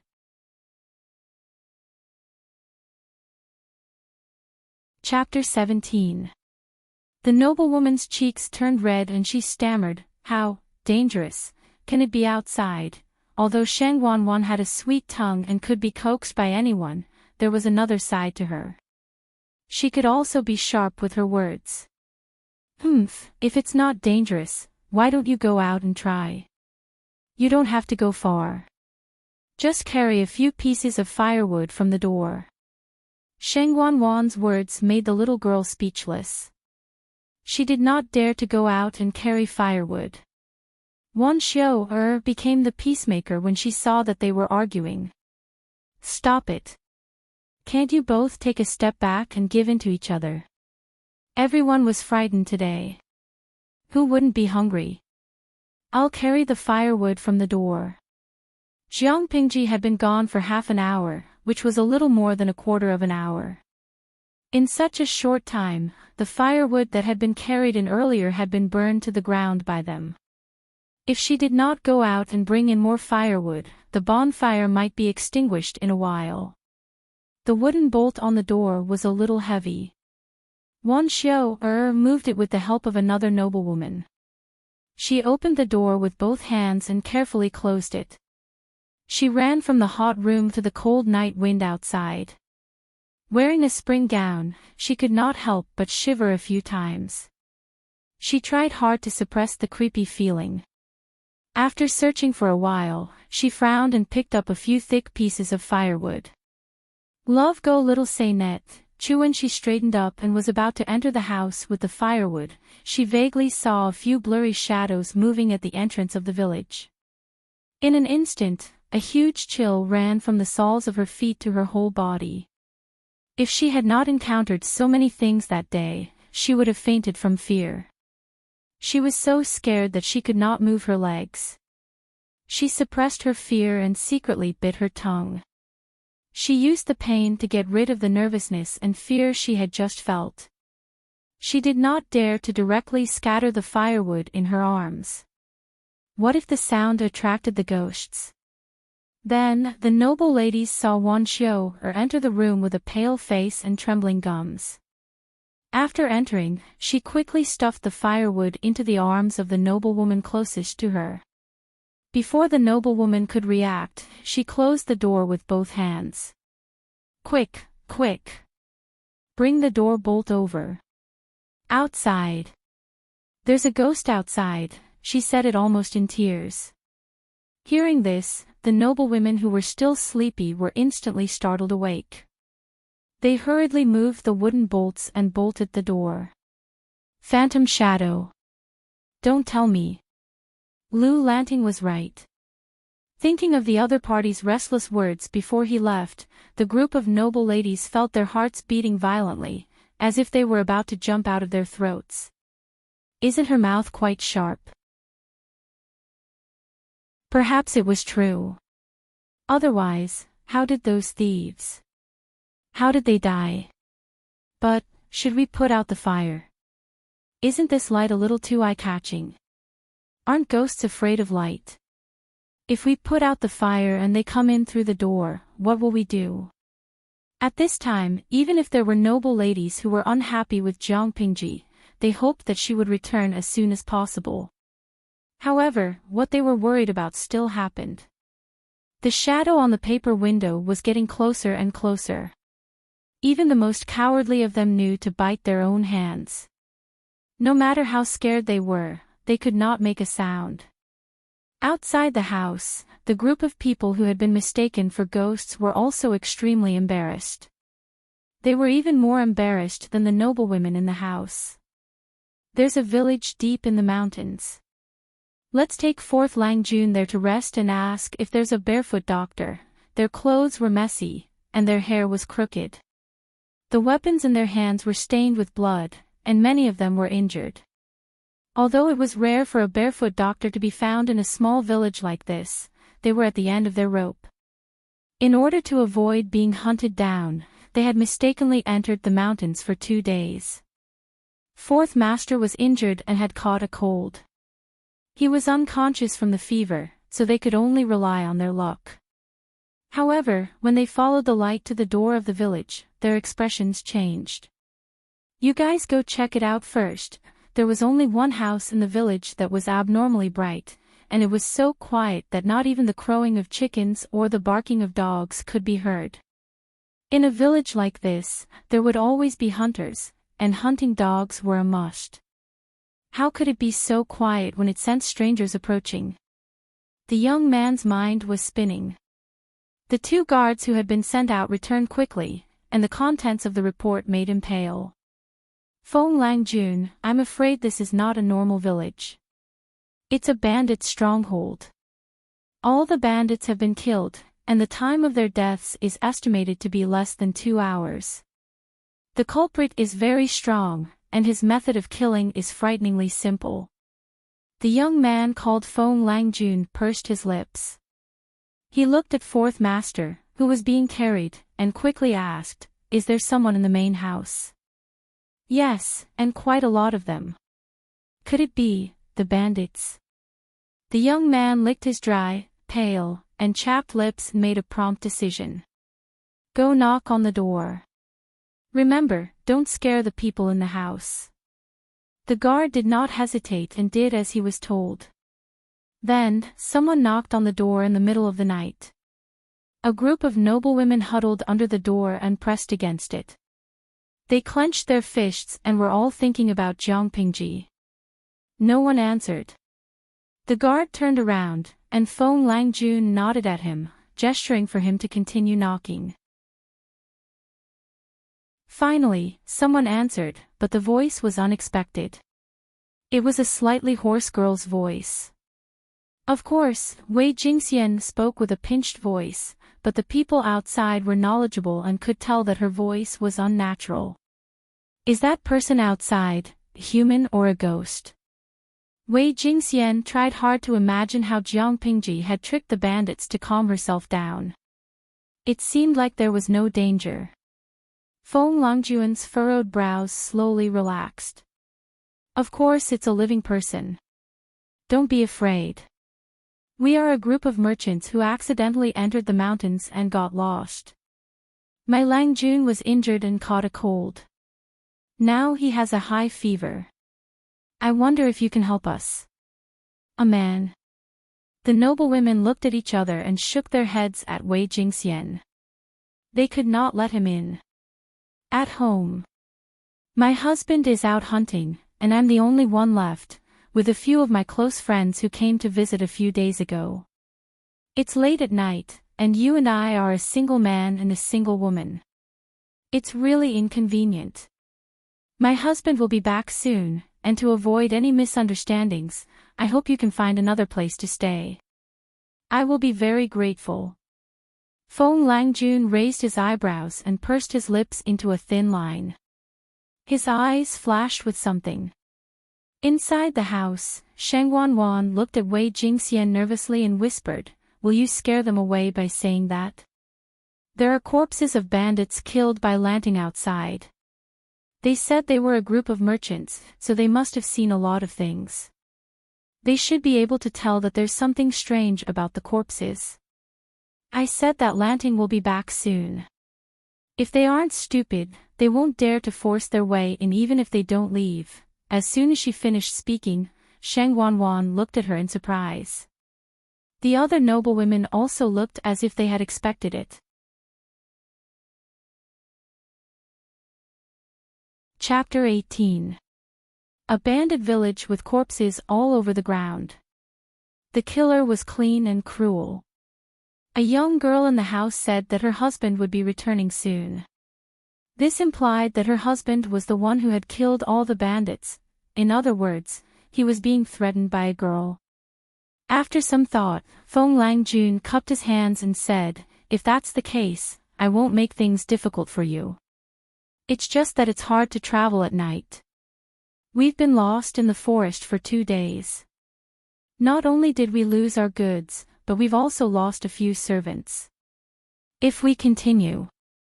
Wei Jingxian gritted her teeth. Did he not intend to leave? However, it was more important to stall for time. Lanting might already be on the way, so she had to stall them for now. She rolled her eyes and made a decision. She pinched her throat and said, "If that's the case, please go ahead, young master." Although it was a bandit village full of corpses, it was much better than camping in the forest. The guards did not stand on ceremony. They picked up some firewood and were about to start a fire when they realized that they did not have anything to start a fire with. They had lost all their flint and the match had been soaked in water. Were they going to start a fire by drilling wood? She turned to look at the light reflected from the paper window. She would not be rejected if she wanted to borrow a fire, would she? "Madam, may I borrow a fire?" Wei Jingxian pursed her lips. Was he still not giving up? If there were guards around, she would agree. However, there was only a nest of weak girls. They had been frightened by the bandits during the day and would subconsciously be afraid of anyone of the opposite sex. Why would they open the door for a stranger? They had finally escaped from danger. For the sake of their safety and reputation, they would not open the door even if they had to barge in. "My husband will be back soon. Why don't you wait a little longer? Otherwise, if my husband pursues the matter, I'm afraid I'll be in trouble." Wei Jingxian closed her eyes nervously. Why wasn't he back yet? At that moment, Feng Langjun crossed his arms in front of his chest and asked with a smile, an unmarried girl calling a man husband. "Aren't you afraid of ruining your reputation?" Wei Jingxian subconsciously gasped. She quickly reacted and covered her mouth with both hands. She had been tricked. Wind Gentleman narrowed his eyes and waved his hand. The guard understood and wanted to force his way in. On the other side, Jiang Pingji returned with her prey, but the relaxed expression on her face did not last long. It was quickly replaced by a grave expression. The system said, "What's wrong, host? There are footsteps of strangers, and the footprints are still fresh. They weren't left by the bandits from before. That group of people all headed in the direction of the bandit stronghold. There's human blood on the ground, and some of them are injured, but their injuries shouldn't be serious. Judging from the depth of the footprints, these people don't seem to be in good condition. There are 6 pairs of footprints, so there should be 7 people. Jing, her and the others are still in the bandit stronghold.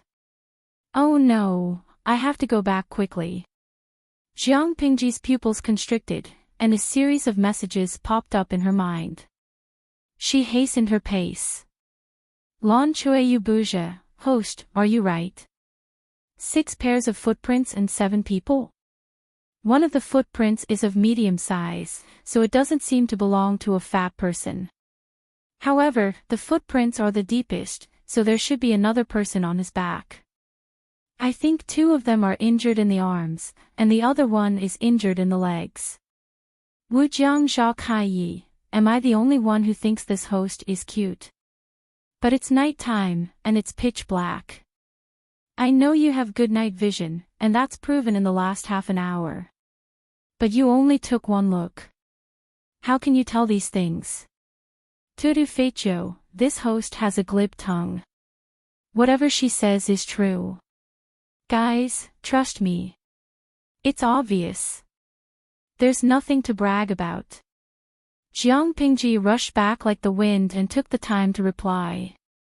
As she approached the bandit stronghold, she saw a group of 7 people outside the house with a bonfire. Jiang Pingji drew her bow and knocked an arrow as she ran. Whoosh! If I were you, I wouldn't be so reckless. If you don't want to die, get out of that house. Before the guard could get close to the door, the sound of an arrow piercing through the air was heard, and it almost grazed the tip of his nose. Feng Longjuan's expression froze, and Jiang Pingji had already knocked a second arrow. She sneered. If you don't do as I say, the next arrow will be aimed at the pampered Langjun on your back. Now, do as I say and get out of that house. The position of the bandits revealed everything.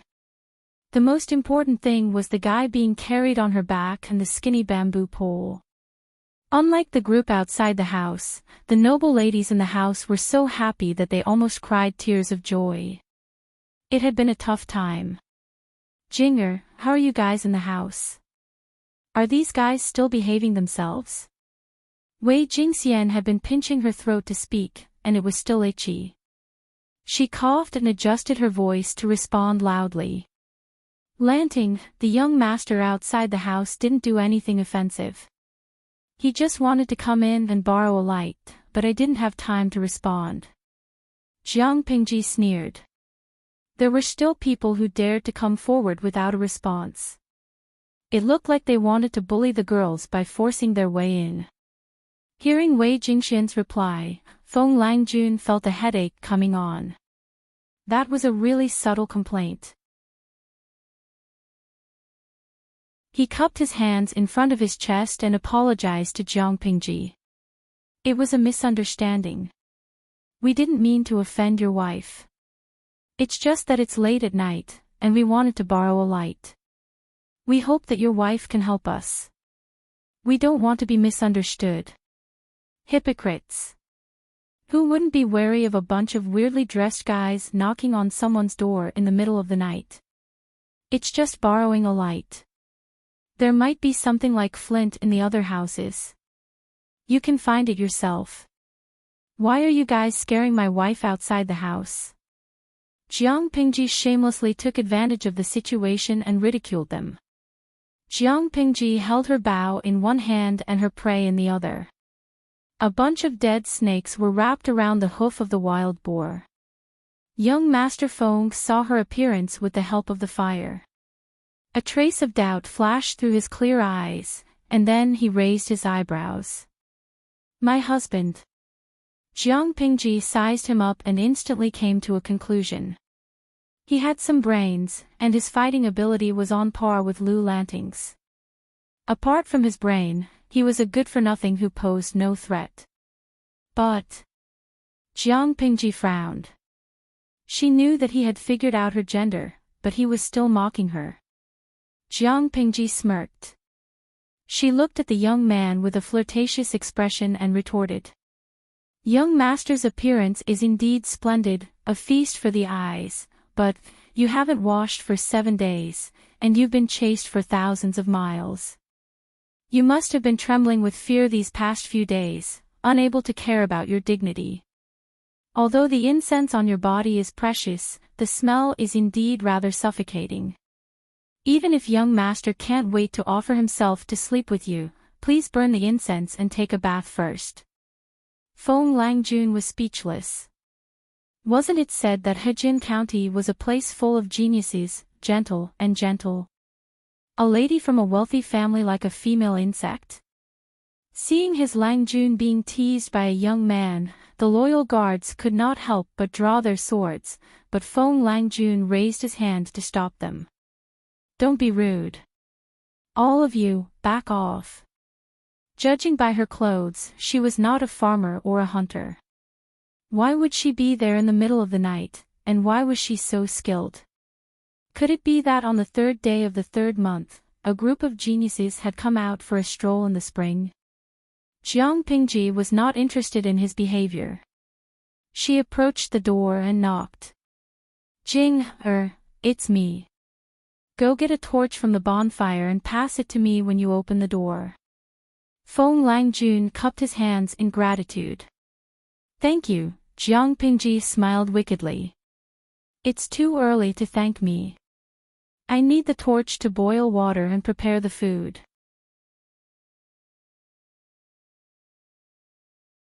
Chapter 19. Facts had proven that even if she was a lady disguised as a man, she was still a lady with a kind heart. Feng Langjun sighed inwardly as he shamelessly moved closer to Jiang Pingji's campfire to keep warm. A group of guards carefully made a simple bed on the ground. The group of people was orderly. How did they look like a normal merchant group? The ground was very humid. Fourth Langjun, who had caught a cold, could not stand it at all. He could only try his best to bring him closer to the fire. Jiang Pingji noticed that the thin bamboo was looking at her.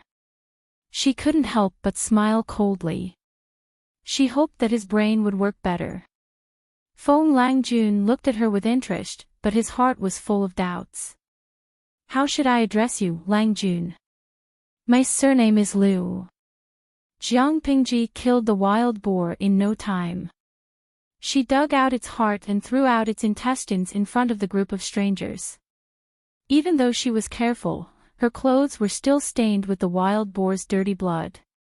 Of course, the smell was even worse. It wasn't something that those pampered young masters and noble ladies could endure. Feng Langjun sniffed the indescribable scent in the air and frowned. He ordered 2 guards to help her. I remember that the Liu family in Hejin County seems to have a child who is about the same age as you. Could it be you? Since you've already seen through it, why bother probing further? Jiang Pingji responded snappily. Wei Jingxian's dagger was coated with poison, so it couldn't be used to deal with wild animals. Fortunately, although this bandit stronghold was small, it had all the necessary things, such as pots, bowls, ladles, and other things, and even some spices that could add flavor. Thus, the content of the live broadcast jumped from wilderness survival to wilderness barbecue. The system was already playing dead. I know you're smart.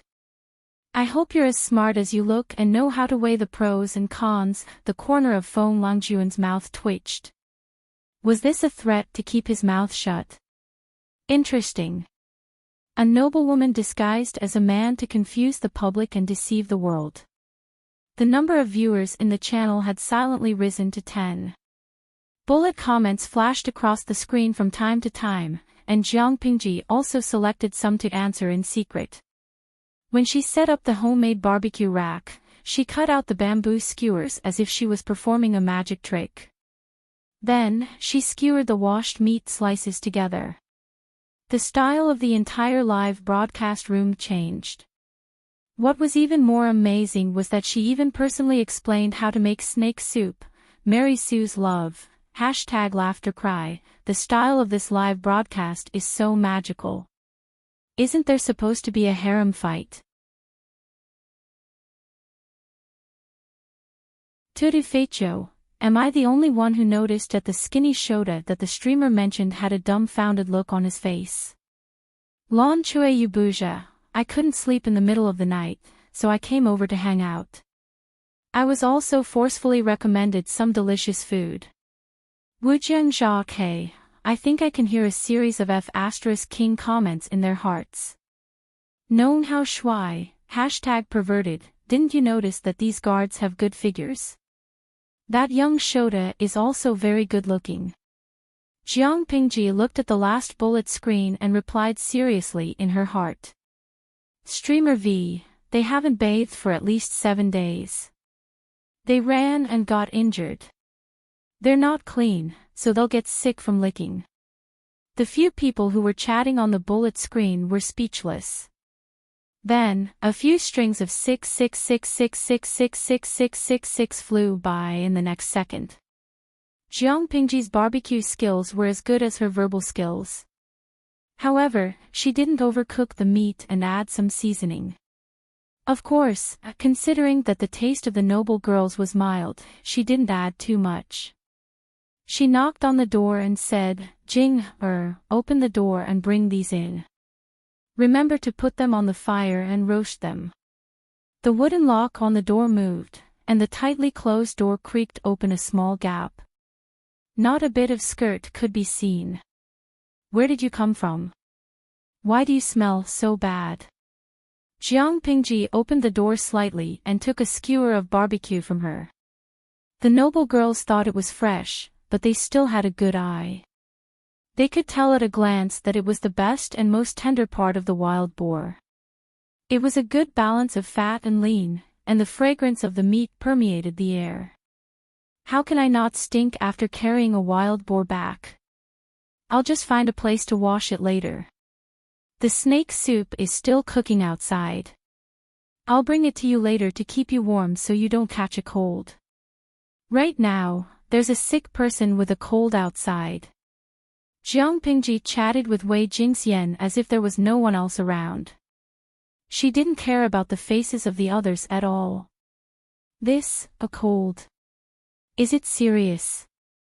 I don't think they'll die, but they seem to be chased by their enemies. They don't have the conditions to take good care of them. As long as they don't catch a cold and warm themselves, they'll probably recover after a few days of relapse. It was someone else's business. Why should they care about it? They wouldn't even look at the coarse barbecue on normal days, but they were starving and found it unusually delicious. The barbecue was too hot, so they ate it carefully. They were starving, but they still had to worry about their manners when eating. They would get tired of eating too much meat, and they probably weren't used to this kind of eating habit. Jiang Pingji took out a dried mushroom and a few pieces of ginger from the bandit's kitchen. After making sure they weren't poisonous, she added some chopped green onions and cooked a pot of light soup. She even washed the clay bowls that were used to serve the soup. After all, the bandits used them. She had to take care of the girls' misophobia into consideration. The system, who was pretending to be dead, muttered, I didn't expect the host to be so meticulous. You have the demeanor of a virtuous wife. It felt that maybe it didn't have to give up so early. Look, Jiang Pingji actually had the attributes of a virtuous wife. She could hunt when she went out and cook when she returned home. Only with pretty and cute girls. I don't have the same patience for others. System. Actually, a Shota can also be very pretty and cute, but the gender is wrong. System, you're the one with the wrong gender. Jiang Pingji wasn't that meticulous with herself. Most of the wild boar meat was coarse, so the most tender and delicious parts were roasted. She simply roasted some for herself. She had good teeth, so it wasn't like she couldn't chew through the meat. The audience watching the whole stream was a little confused. Especially when they were informed that the streamer with the max boyfriend power was a 12-year-old girl. Or a loli. So, there was a viewer who seemed to be a girl who directly criticized her boyfriend on the bullet screen. Koi ai na fox, your boyfriend power can't even compare to a girl. Trash. What use do I have you? The Prince Charming of the people Jiang Pingji took a peek at the bullet screen as she chewed on the fragrant roasted meat. She smirked. She poked the system and said proudly, back in the day, many animals in the 7th Army became single because of me.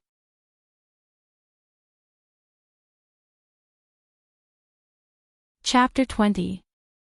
Jiang Pingji did not enter the house to rest. Instead, she chose to stay outside and watch the night. With her body, it would not be a problem for her to be out in the cold for a whole night. She could also keep an eye on the group of people with unknown origins. If she did this, the maids inside would probably be able to sleep more peacefully. Jiang Pingji hugged her knees and sat by the bonfire. She added some wood from time to time to keep the fire burning. Why are you staring at me like that? She raised her eyebrows and smiled, facing the thin bamboo pole who had to maintain a proper sitting posture even in the wilderness. Even though he was caught red-handed, Feng Langjun did not seem embarrassed at all. Instead, he smiled in return. I'm just curious. How did Lu Langjun come to this place? Jiang Pingji snorted and fiddled with the firewood in her hand. She smiled faintly and said, can't you see that this is a bandit's lair? Naturally, they were captured by thieves. Otherwise, who would come here to enjoy the night breeze when there are soft beds and pillows at home? Feng Langjun couldn't help but choke. If he had really been kidnapped, how did he manage to kill off a group of bandits? This is out of my expectations. However, the bandits were fierce. How did Lu Langjun manage to kill all of them? Jiang Pingji said indifferently, you have a body full of strength, but your brain is full of idiots. Just a few words of provocation and you'll be in a mess.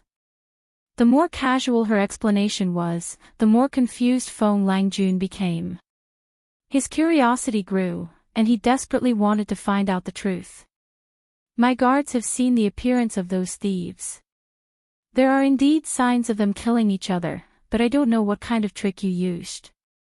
It wasn't difficult to sow discord, but it wasn't easy to make a bunch of perverted bandits temporarily give up on beauty. Moreover, apart from the corpses of the envoys, the other bandits all died the same way. Their throats were slit from behind, and they died almost immediately. Not even much blood was spilled. If it weren't for the fact that the corpse was ice cold, it would look like it was still alive. If a few words could make a large bandit's lair turn into a mess and brothers kill each other, then there wouldn't be so many bandits in Hejin County.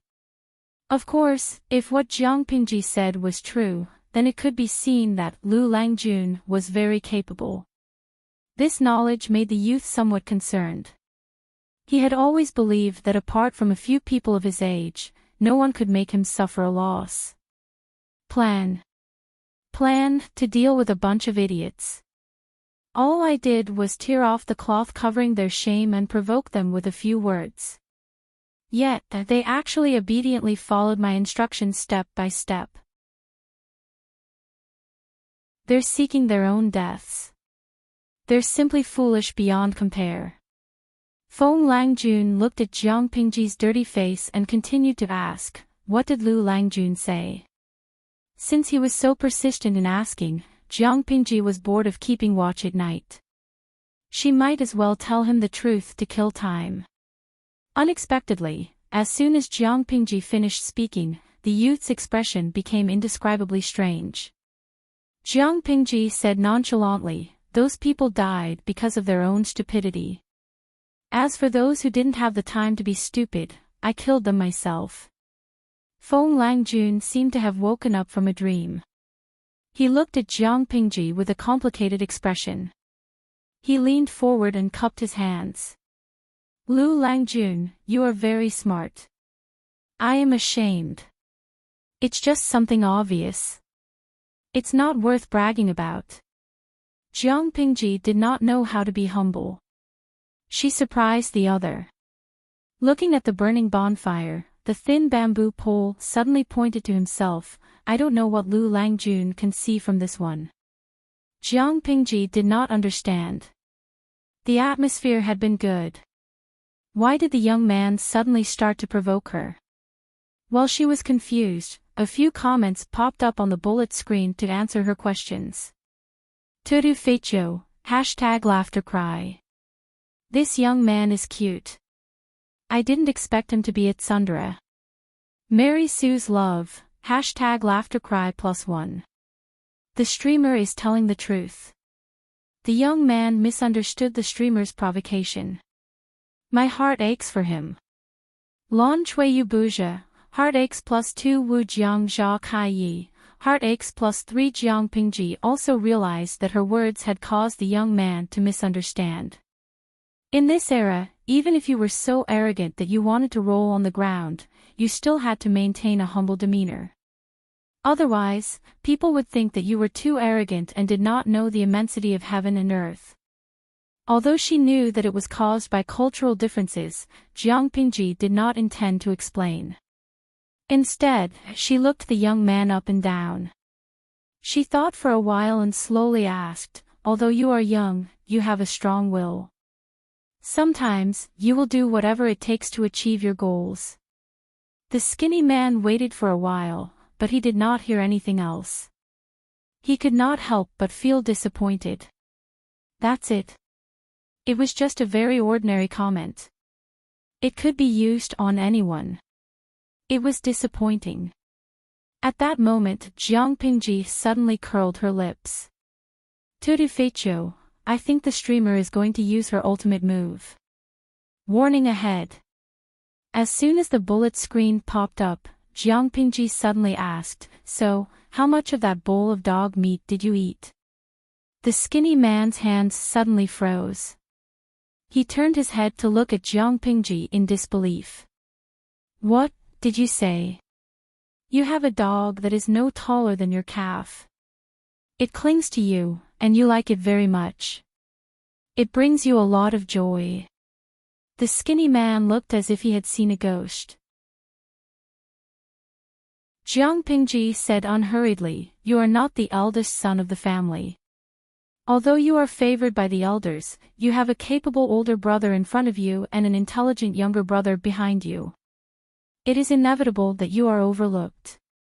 This dog has secretly accompanied you for many years.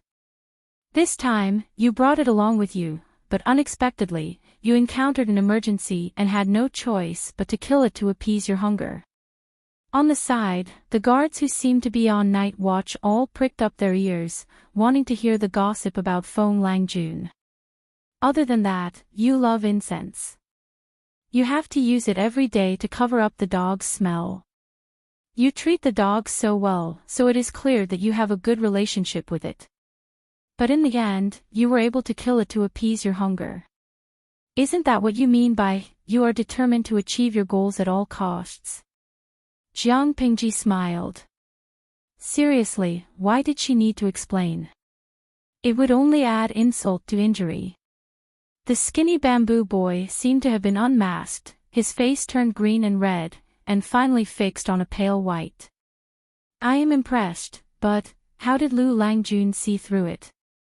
It is obvious. If you look closely, you will always find clues. Jiang Pingji was still not humble. The system said, I won't be surprised if someone puts a gunny sack on you and beats you to death one day. This was definitely not the host it had chosen. Absolutely not. The skinny man laughed bitterly. He did not feel the gentleness of the noble ladies in Hejian, but it was true that they all held grudges. Jiang Pingji warmed herself by the fire for a while, then turned to the young man and asked, do you have any clean clothes? Borrow some for an emergency. The young man was stunned at first, then his cheeks turned red. He lowered his voice and said, aren't you afraid of losing your chastity?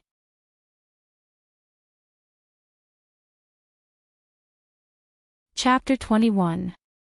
Jiang Pingji raised her eyebrows and said nonchalantly, "You and I are both men, and we had a pleasant conversation before. If that's the case, we can be considered to have some friendship. I'm just borrowing a set of clothes, and I'll return it when the time comes. When the sun rises and the servants of the clan come to find me, wouldn't it be rude of me to look like this?" In order to protect Wei Jingxian, Lu Lanting had been stabbed by a bandit. Perhaps she was lucky, but Lu Lanting was not seriously injured. However, her collar had been slashed, and the band around her chest had loosened. Her hairpin was nowhere to be found. If she were to encounter the servants who came looking for her, they would see through her disguise as a girl. In comparison, it wasn't a big deal for a young man to borrow a set of clothes from another young man he could get along with. The youth had obviously thought of this problem as well, but his ears were still a little red. He asked the guards to find a clean set of clothes for Jiang Pingji. The daring noblewoman didn't care, but as a gentleman, he couldn't ruin her reputation. Fortunately, when he left home, his parents ordered the servants to prepare many new clothes, most of which he had never worn before. He had lost a lot of them when he was being chased, but he should still have a few sets with him. Jiang Pingji thanked him. The youth was taller than her, but not much fatter. His clothes fit him well. Lan Chue Yubuja, oh, is the host going to broadcast bathing in the open air? Tudu Feicho, I don't think it's going to be a live broadcast. It's very likely that it's going to be shut down. That's right, how is that possible? Host V, today's broadcast will be very long. Everyone, please pay attention to this channel. There will be a notification when the broadcast starts. After saying that, she told the system to turn off the live broadcast. Looks like live streaming isn't that difficult after all, however, it felt weird to be watched no matter what he did. The system said, "Please don't call what you just did a live broadcast. I think I need some time alone." With such a host, it felt that its life in the system was already a salted fish. It didn't even need to think about live streaming popularity. The bandit stronghold deep in the mountain was still quiet, and they didn't know that Hejian County was in chaos outside. Every family that had lost their daughters sent their servants and maids into the mountains to search for them through the night. When the prefect in charge of this area received the news, he was so scared that he lost 2 of his 3 souls. He didn't even have time to tidy up his clothes before he led his men out to search for them. What a joke! Hejian County was not a big place, but there were a lot of noble ladies. He couldn't afford to offend any of them. Originally, every family wanted to suppress the news.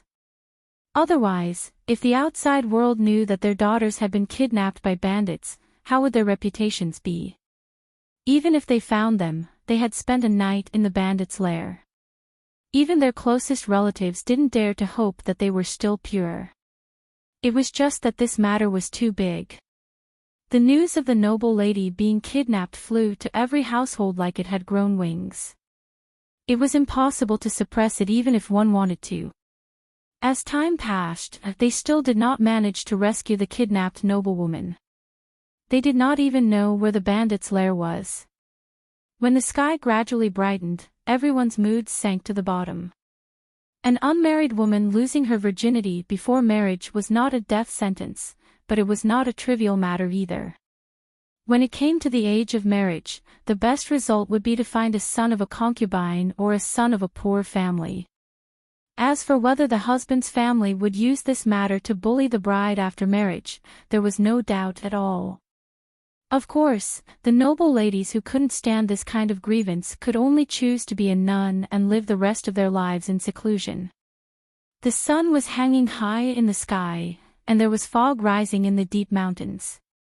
The servants who stayed up all night to look for her complained secretly. In order not to waste time, they didn't even dare to blink their eyes. They shouted until their throats were hoarse, but they couldn't even drink water. Their stomachs were rumbling with hunger, and their legs were so swollen that they couldn't even move. The dense forest was very humid. Their clothes were soaked with the morning dew, and now half of their bodies were wet.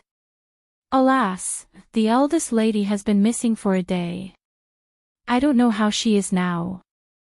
I heard that the old lady almost fainted when she heard the news. A servant lowered his head to search while talking to his companion in a low voice. If it was in normal times, he would not dare to talk about the noble lady. But now it was different. She has fallen into the hands of the bandits. What else can she do? Now she only hopes that she is still alive. But the bandits are vicious, I'm afraid. The servant disagreed, but I heard that there are a lot of bandits. I'm afraid that after this night, it's better to just go like this. Bah! How dare you say such rebellious words? If others hear it, they will cut your mouth off. Although the latter sternly rebuked and stopped them, from his expression, he actually agreed with the other servant's words. Hey, wait a minute. Look over there, isn't there smoke? Smoke? Where is there smoke? It's deep in the forest. Except for those bandits, who else can? Before he finished his words, the two servants opened their eyes wide. Although they were not sure whether it was the lair of bandits, it was better to try to find the location of the smoke than to search aimlessly for a whole night without any clues. Even if it was not the lair of bandits, it might be the hunters who lived here all year round. Heartwarming County was high in the mountains and deep in the forest. The terrain was complicated. Without a guide, it was easy to get lost. On the other side, Jiangpingji had already boiled some hot water. She asked the noble ladies to wash their faces and tidy up their appearances. Feng Langjun watched as the guards gathered all the firewood they could and tried their best to make the bonfire burn brightly. He glanced at Jiangpingji, who looked rather handsome, and teased her. Lu Langjun is quite smart. You know how to use the smoke to warn me. I pity my guards. Jiangpingji did not even look at him. She said, you were also lost in the mountains for a few days. Don't you want to take this opportunity to get out? The people who were attracted by the smoke were all looking for us, not Huayu. The skinny boy next to her had the surname Feng, and his first name was Jean. His courtesy name was Huayu. It had been almost a day and a night, but the missing noble ladies had not been found. Jiangpingji was very worried. She despised the efficiency of finding people in this era. If she did not take the initiative to guide them, she did not know how long it would take. She had wanted to bring the noble ladies down the mountain, but it was too time-consuming and risky. Although the beasts in this era were a group of mini cuties to her, it was undeniable that they were aggressive. Jiangpingji could do it with ease, but how could those spoiled girls protect themselves? Not to mention that the road was rugged and dangerous. Not everyone could walk on it like she did.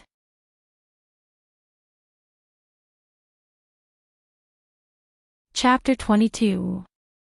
We provide you with exciting novels to read. They knew what Jiangpingji wanted them to do. If their family followed the smoke and found that the kidnapped noble ladies were listless and disheveled, they would definitely let their imagination run wild. When they went back to explain, even if they proved that they were innocent, there would still be people who would slander them in private. Jiangpingji looked into the distance and suddenly said, "Those useless things have finally found us. How did you know?" The sky was bright, and Feng Jin could see Jiangpingji's face clearly. He had to admit that he had been lucky to be able to see through her disguise last night. Jiangpingji had changed into a new set of clothes and tied her hair up. She looked like a delicate and elegant young man. The birds over there are panicking, and they're approaching us. It's very likely that they're the guards. Jiangpingji said with certainty, but she felt a little regretful. If it were her old self, she would have been able to see the shadows moving in the distance.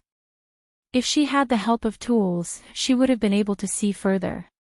Unfortunately, Lu Lanting's body was not strong enough, so she could only judge from the birds. Feng Jin thought about it and asked, then, should I and my guard stay away for a while? All of them were men. Even though Jiang Pingji was also a man and had stayed outside the house the whole night, she was still considered a stranger. If someone used this to slander the noble ladies, it would damage their reputation.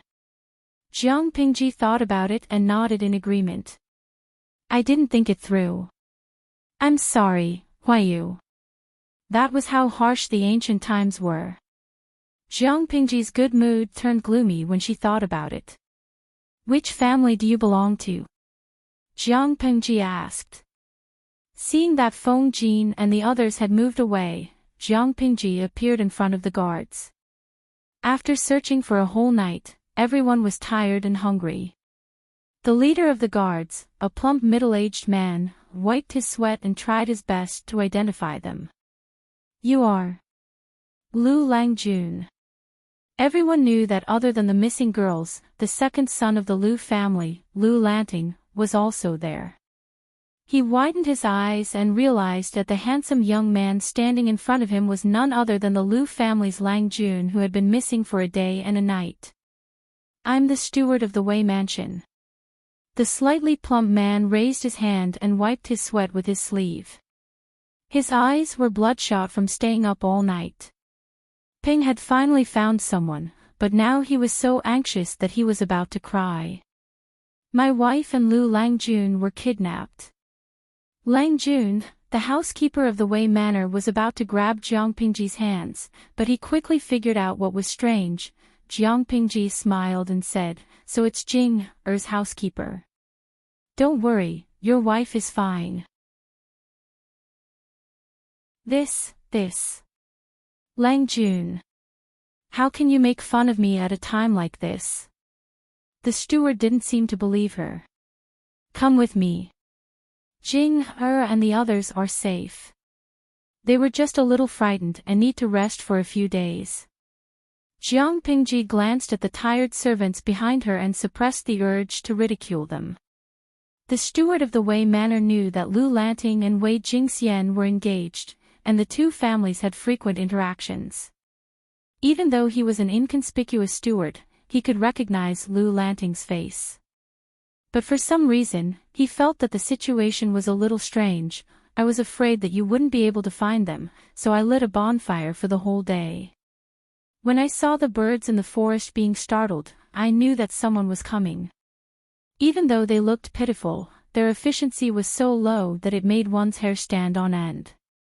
Jing Er and the ladies from the other manors are in that room. But for the sake of your reputation, send the maids in. Jiang Pingji calmly stepped into the bandits' hideout. The steward and the servants behind her almost fell flat on their faces. To maximize the effect, Jiang Pingji asked Feng Jin's guards to help move the bandits' corpses out to dry on the ground. The corpses were piled up in a mess. The blood on their bodies had already dried up, so everyone who entered could see the spectacular scene. Lu Langjun. These are, the steward was so scared that he almost fell to the ground. He looked at Lu Lanting, who was calm and silent, with fear in his eyes. Could it be that his wife had already been killed a long time ago, and the Lu Langjun in front of him was also a malicious spirit, but just like the other noble ladies, she was filled with resentment and turned into a malicious spirit that night, killing all the bandits who had harmed them. That was why the current scene was happening. Those bandits, those audacious fellows, they should pay for their actions. For example, losing their lives or something. Jiang Pingji did not turn around. She casually answered, but she noticed that the people behind her had stopped. Why are you all looking at me like that? The steward looked like he was about to collapse. He lay on the ground and cried, Lu Langjun. You died so unjustly, Jiang Pingji secretly complained in her heart. I don't really understand the brain structure and circuitry of ancient humans, the system said, no. Maybe they were just misled by you and were scared out of their wits. No one doubted the fate of the kidnapped noble ladies. Even if they were still searching, they were mentally prepared to find a bunch of corpses. Some of the families had even started to prepare for their funeral. But what happened? Not only did Jiang Pingji appear in clean clothes, but there was also a pile of bandits' corpses in the den. Was that not scary? Wei Jingxian heard the familiar voice of the steward and almost cried with joy. It's the steward from the manor. They found us. What a bunch of useless people. If Brother Lanting had not lit the bonfire outside for so long, who knows when they would have found us. Sheng Wanwan pouted angrily.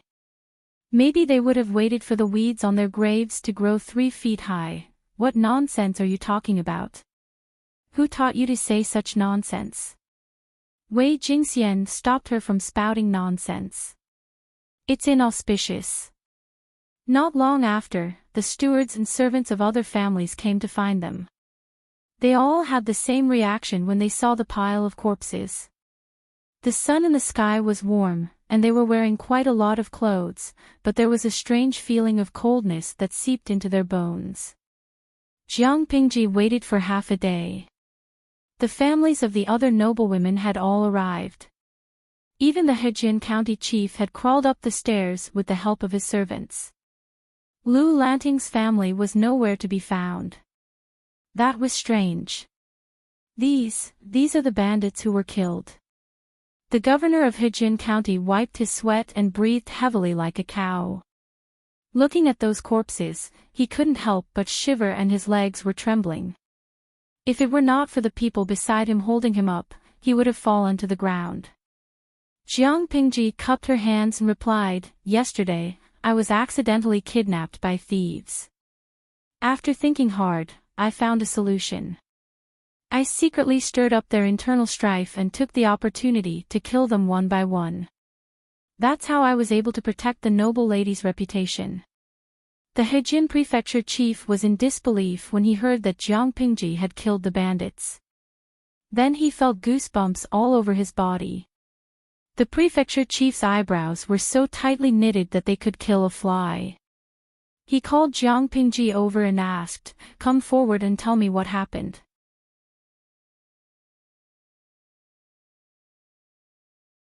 Chapter 23. Hejin County's governor was not stupid. Since there were so many people around, he had to solve the problem. That way, the noblewomen's chastity could be preserved. Even though he thought Jiang Pingji was bragging, she might really be able to do it. Oh, next was Jiang Pingji's time to act cool. No, to give another speech to explain the time. Everyone was stunned. When he saw that the noble ladies of the various families were unscathed, he had no choice but to believe it even more. At that moment, the governor finally calmed down. He looked at Jiang Pingji in a new light. The young man in front of him was the benefactor who had saved his official position and his life.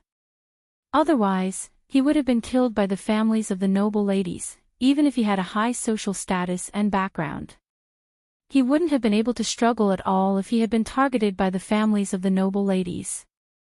How could such a serious thing happen while he was in office? He did not want to live. Seeing that all the noblewomen were being carried down the mountain by the servants except for Jiang Pingji, the governor's eyes flashed. "Nephew Lu, why don't you follow me down the mountain? The road is rugged, and it's easy to get lost without a guide." The governor of Hejin County was also a clever person. Without Jiang Pingji's knowledge, he directly called her nephew as a sign of intimacy. She thought for a while and nodded. Even though she did not know when Hejin County's governor had become her uncle.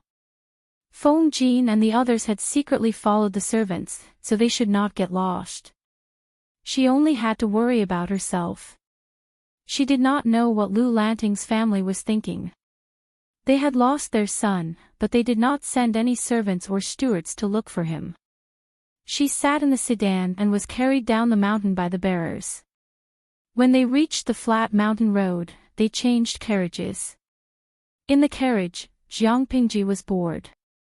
She asked the system to turn on the live stream. It was good to chat with the audience. However, her channel was a newbie live stream. Yesterday's viewers were lucky to be able to watch it, but today's luck was bad. Even though it was the exclusive carriage of the governor of Heartwarming County, there was an obvious jolt. But this time, the coachman was much better than the bandits. He drove steadily. Even though there was a jolt, he didn't feel sick after sitting for a long time. Seeing Jiang Pingji sitting at the side in silence, he could not help but think of how she looked when she was standing alone. "Nephew Liu, are you wondering why no one in the family went out to look for you?" The governor of Heartwarming County was not as observant as Jiang Pingji, but he had been in the officialdom for many years. He was an old fox when it came to the ways of the world. Jiang Pingji snapped out of her reverie and subconsciously scanned through Lu Lanting's memories of her family. Her brows furrowed. Perhaps it's because father is about to return and the household is too busy, so he can't spare any manpower for now. Jiang Pingji answered as such, but in her heart, she was extremely disgusted. Relying on the fact that the emperor was far away, that woman really dared to do such a thing. Lu Lanting's mother was born into a prominent family in Langya County. She and Lu Lanting's father had been in love for many years, and the couple had always been a harmonious couple. In the second year of their marriage, they gave birth to a son, who died in less than 2 years. In the fourth year, they gave birth to Lu Lanting, a pair of twins, which was considered an auspicious sign. Having learned their lesson from their eldest son, they took good care of their second son and eldest daughter. However, due to the servants' carelessness, the 4-year-old son accidentally fell into the water and died. No one knew what happened after that, but it was announced to the public that it was the younger sister who died, not the second son. But from then on, Lu Lanting's mother's health deteriorated and she passed away within half a year. In order to maintain the good relationship between the two families and to take care of Lu Lanting's father was persuaded to marry Lu Lanting's mother's sister. In fact, Jiang Pingji did not understand the logic behind it at all. Marrying his wife's sister after his wife's death and having sex with his sister-in-law. She really did not understand the way men thought in this world. Could it be that they could not beat dumplings, could not beat their sisters-in-law, and could not beat their sisters-in-law in bed? Of course, it was not that the stepmother did not treat Jiang Pingji well. As a bystander, Jiang Pingji could see that the stepmother treated her stepson as if he was her own child and cared for him every day. She took care of Jiang Pingji's studies but did not push her too hard. Occasionally, she would cook some nourishing soup and send it to Jiang Pingji. Her daily task was to remind the maids and servants to take care of Jiang Pingji whenever the weather changed so that Jiang Pingji would not fall sick. Based on the parenting methods of this era, this was the standard for a biological mother. The crux of the problem was another concubine in the house. Although she was a concubine, everyone called her Madame Hu when they were behind closed doors. Oh, by the way, Madame Hu was Father Lu's cousin. She had a good family background and could have been the legal wife of Father Lu, but she ignored the ridicule of others and insisted on being Father Lu's concubine. The stepmother had always been weak. Since the end of last year, she had been bedridden and had not recovered. The time she was awake every day was pitiful. The person in charge of the house was the domineering Madame Hu. Was it reasonable that no one came to look for her? Jiang Pingji put her hand on her forehead. She felt that she might still see her coffin when she returned home. Based on Lu Lanting's memories of Madame Hu, it was possible that she would do such a thing. The shrewd Heartwarming County governor looked at Jiang Pingji's expression and knew that she was in trouble. I invited a few old friends to my house for tea today, but after the incident yesterday, I asked the housekeeper to reject the invitation. I didn't expect the matter to be resolved so quickly. Now I'm free and have nothing to do. My dear nephew, are you willing to let me send you back? You can use it as a way to kill time. The plump governor smiled amiably. He seemed to be very close to Jiang Pingji. Thank you, Governor. Jiang Pingji cupped her hands in thanks. Having the governor send her home would save her a lot of trouble. At that moment, the system, which had been silent for a while, trembled with excitement.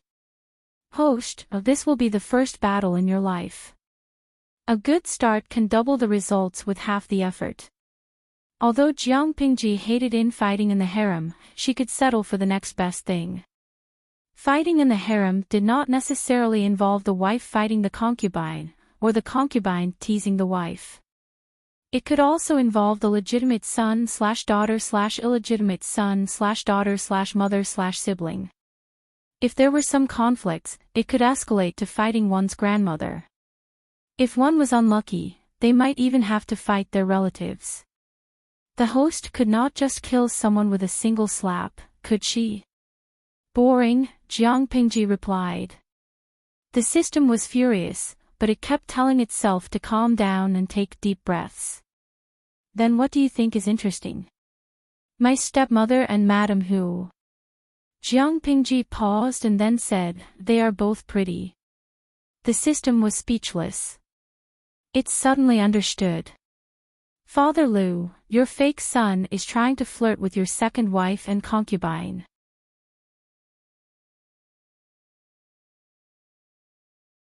Chapter 24.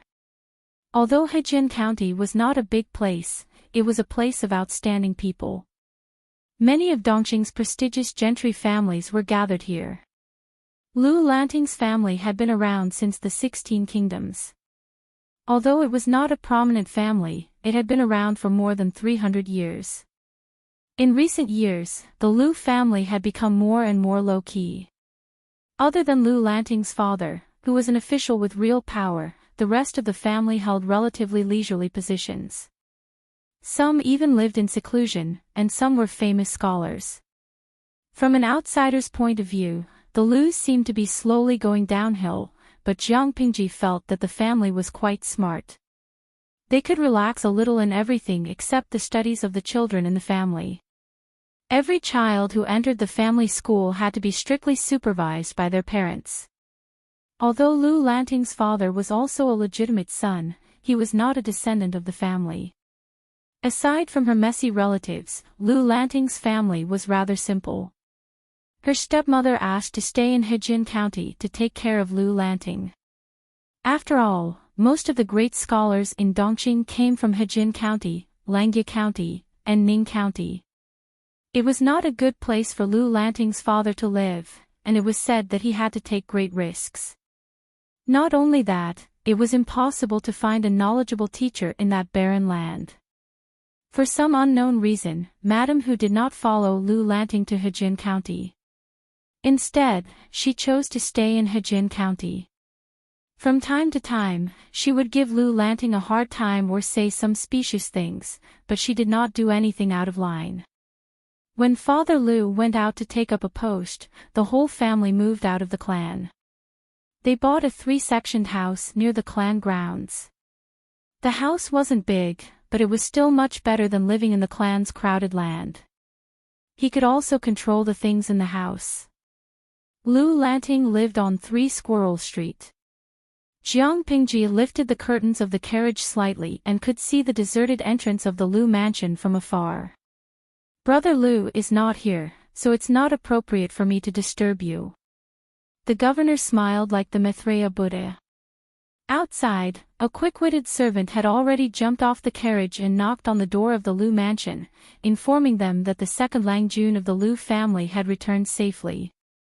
If you have any difficulties in your studies, feel free to look for me. Although I am not as knowledgeable as your father, I can still do my bit. Jiang Pingji nodded and thanked the governor. A governor was in charge of a county, so it was reasonable to say that he should have a lot of power. However, this also depended on the region's governor. In fact, according to the land area and the number of people, Heijin County was actually smaller than a county. However, this place had a different meaning, so it was specially changed to county. The prefectural governor here was only a small official of the size of a sesame seed. In a small place like Heijin County, the position of the governor was equivalent to retirement. Jiang Pingji had helped him a lot, so he was very intimate with her. As soon as she finished speaking, Jiang Pingji vaguely heard the Lu mansion servant shout in ecstasy, "Second Lang Jun is back." Jiang Pingji had expected to see a house full of white flags, or at least her coffin. She didn't expect to see such a cold and cheerless scene. It was not normal. What happened at home when I wasn't here for the whole day? The servant was pleasantly surprised by his appearance. In other words, it was as if he had seen his backbone and savior. Jiang Pingji's eyes swept over him, and all kinds of information filled her mind. The servant had slept on the prostitute's bed last night and smelled of alcohol, which meant that he had not gone out to look for Lu Lanting. The rouge on his finger and the prostitute he slept with were not from the same person. TSK, this man does not look honest. The servant had no idea that not only did Jiang Pingji know where he had slept the night before, but she also knew that he had gone to the gambling house to earn some money. She was considering whether to transfer him, a servant who had neglected his duties, from the gatekeeper's office to another position, or to simply dismiss him. Second Lang Jun, you're finally back.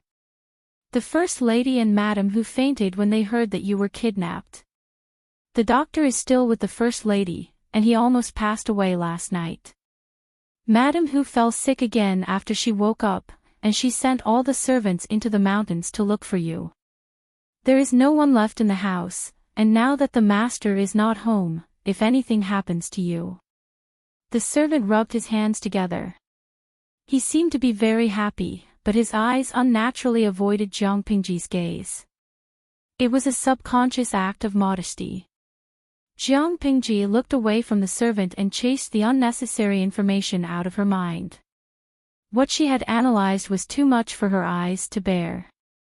She interrupted the servant's rambling and asked, "Have all the servants who went into the mountains to look for me gone?" The servant replied, "Yes. Other than the maidservants who stayed behind to take care of the two ladies, everyone else has gone." Jiang Pingji raised her eyebrows and asked, "Including you?" The servant did not know that Jiang Pingji had set a trap for him, so he immediately patted his chest to show his loyalty. "Second Lang Jun, what are you talking about?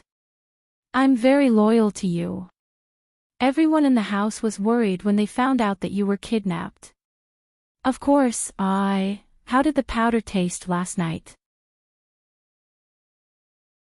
Jiang Pingji asked abruptly. "Remember to cover your face when you gamble." The servant who was leading the way staggered and almost fell to the ground. His slightly mean face was full of astonishment. "Go and find the housekeeper for punishment. If I catch you again, I will sell you to the traffickers." Jiang Pingji snorted. She hated this kind of clumsy acting that did not even have the basic qualities of an actor. Did he really think that she was as gullible as a 3-year-old? The gatekeeper was so scared that he did not dare to make a sound. He was still in a daze. Coincidentally, the housekeeper of the Lus ran over. Second Lang Jun. Father Lu had not been back for many years, but the Lu's house was still running well. This had to do with the housekeeper. Jiang Pingji glanced at the old housekeeper and was satisfied. "I'm back. How is mother?" The housekeeper almost burst into tears when he saw Jiang Pingji in the flesh. He had always been a stickler for rules. If he had not been so happy, he would not have run over in such a hurry. "The first madam's condition has worsened." "I'm afraid," Jiang Pingji frowned and said, "let's talk while we walk."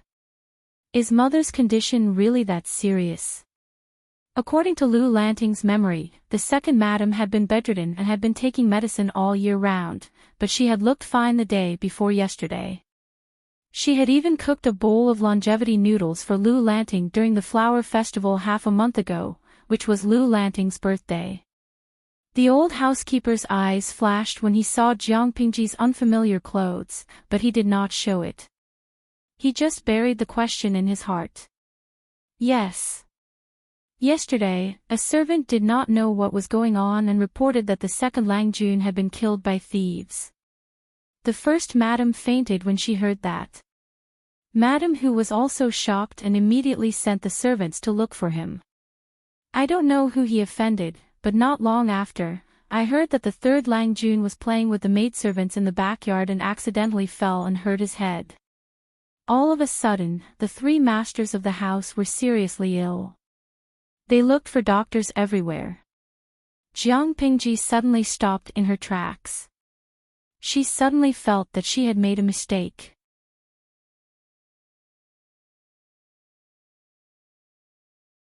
Chapter 25. We provide you with exciting novels to read. According to Lu Lanting's memories, she was a bookworm who only knew how to read books. She rarely paid attention to the affairs of the household. Before Lu Lanting's father took up his post, he had bought the house with 3 entrances. Although it was safe for the second lady to live with the women in her father's backyard, there were too many people in the house. Without an adult male in the house, it was easy for gossip to spread. Perhaps that was why Lu Lanting's father moved his family out. The house he bought was very close to his people's land. If something happened, the second lady could ask for help from her people. If there was nothing else, she could live her life in seclusion. However, how many guards could there be in a small house with 3 entrances? Not to mention the fact that the 2 mistresses in the house had fallen ill, and the bastard son was playing around and banging his head. In this era, if brain injuries were not taken care of in time, they could easily be fatal. Jiang Pingji's head hurt even more when she entered the house. I didn't die. I was just kidnapped. Those thieves are too stupid, and I managed to escape. Just now, it was the prefect who sent me here. Jiang Pingji explained briefly. Then she thought of the gatekeeper and added, I'll go see my mother first. Can you find the servants who went looking for me last night? I have some questions to ask them. It seemed that it was not that Madam Hu did not send people out, but that there were too few of them. The servants thought that the chance of survival was too low for their Lang Jun to encounter bandits was too low, so they went to fish in troubled waters. For example, the gatekeeper who fought with the prostitute all night. That showed how lax the family's rules were. Thinking about that, Jiang Pingji could not help but smile coldly. It was true that the Lu family was an aristocratic family, but after Father Lu moved out, he had been working outside all year round. There were no men left at home who could hold the fort. It was almost predictable that the servants would slack off and neglect their duties. It was not that the master was incapable, but that the servants had their own agendas. The second lady lived in the east side of the house. It was different from the bustling scene of an ancient noble family. The Lu family's house was rather desolate. There were only 2 or 3 maids walking around. Those who did not know better would think that the second branch of the Lu family was in dire straits. Although Jiang Pingji was a stepson, the lady was also Lu Lanting's aunt. It did not matter if Jiang Pingji entered the lady's bedroom. It was still sunny outside, but the inside of the room was dark and gloomy, and the air was filled with the lingering smell of medicine.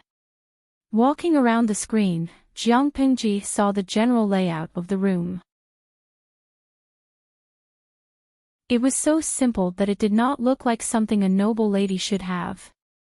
There were a few boxes on the dressing table. The style was old, and it was obvious that they had been used for a long time. Next to the bronze mirror was an exquisite spring butterfly hairpin.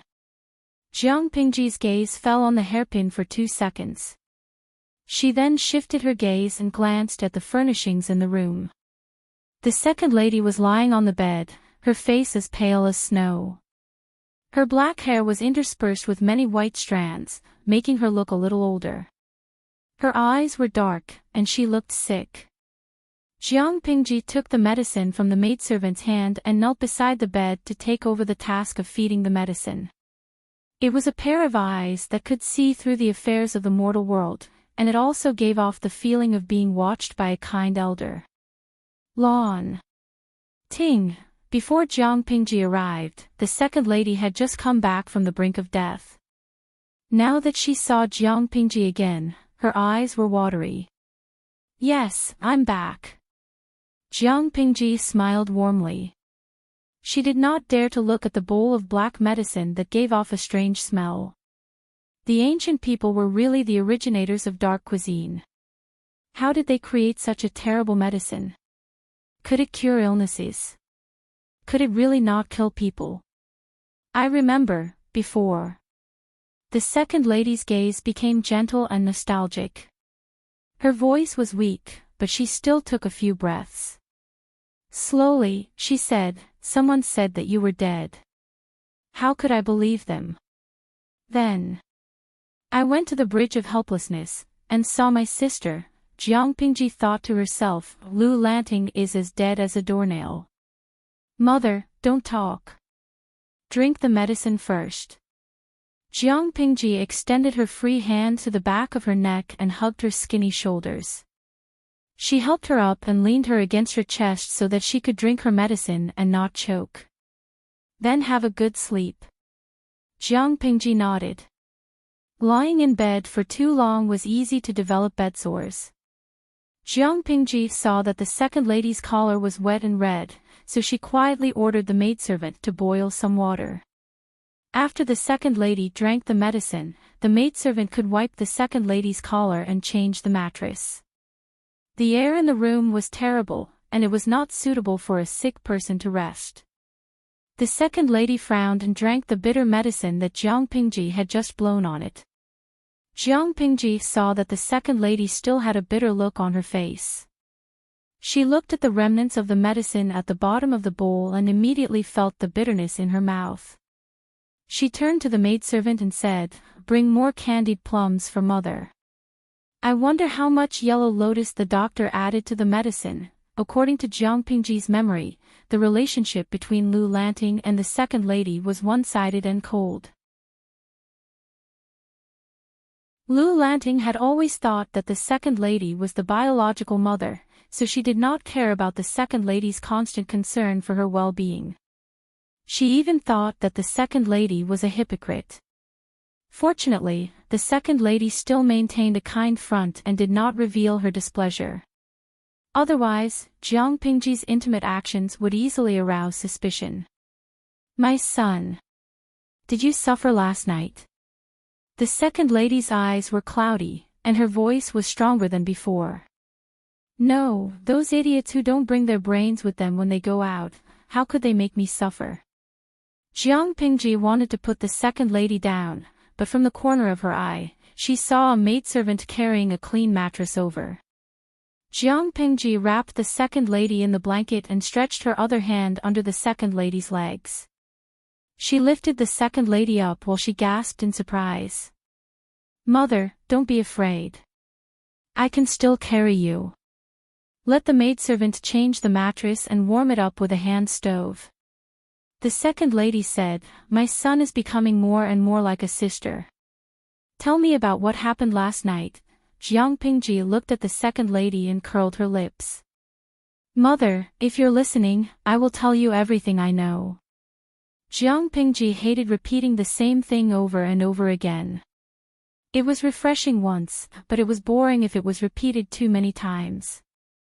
But since it was a request from a classically elegant beauty, Jiang Pingji did not mind repeating it one more time. The second lady listened with great interest. When she was done, she looked at Jiang Pingji and the maidservants in the room, signaling them to leave. "Lanting. How did she go?" The second lady smiled warmly when she noticed that Jiang Pingji was not surprised at all. "Aren't you afraid?" Jiang Pingji shook her head. "I thought that other people would be more afraid of this kind of thing." The second lady said, "You are an honest child. I can hide it from them. I'll just pretend that my son is still alive."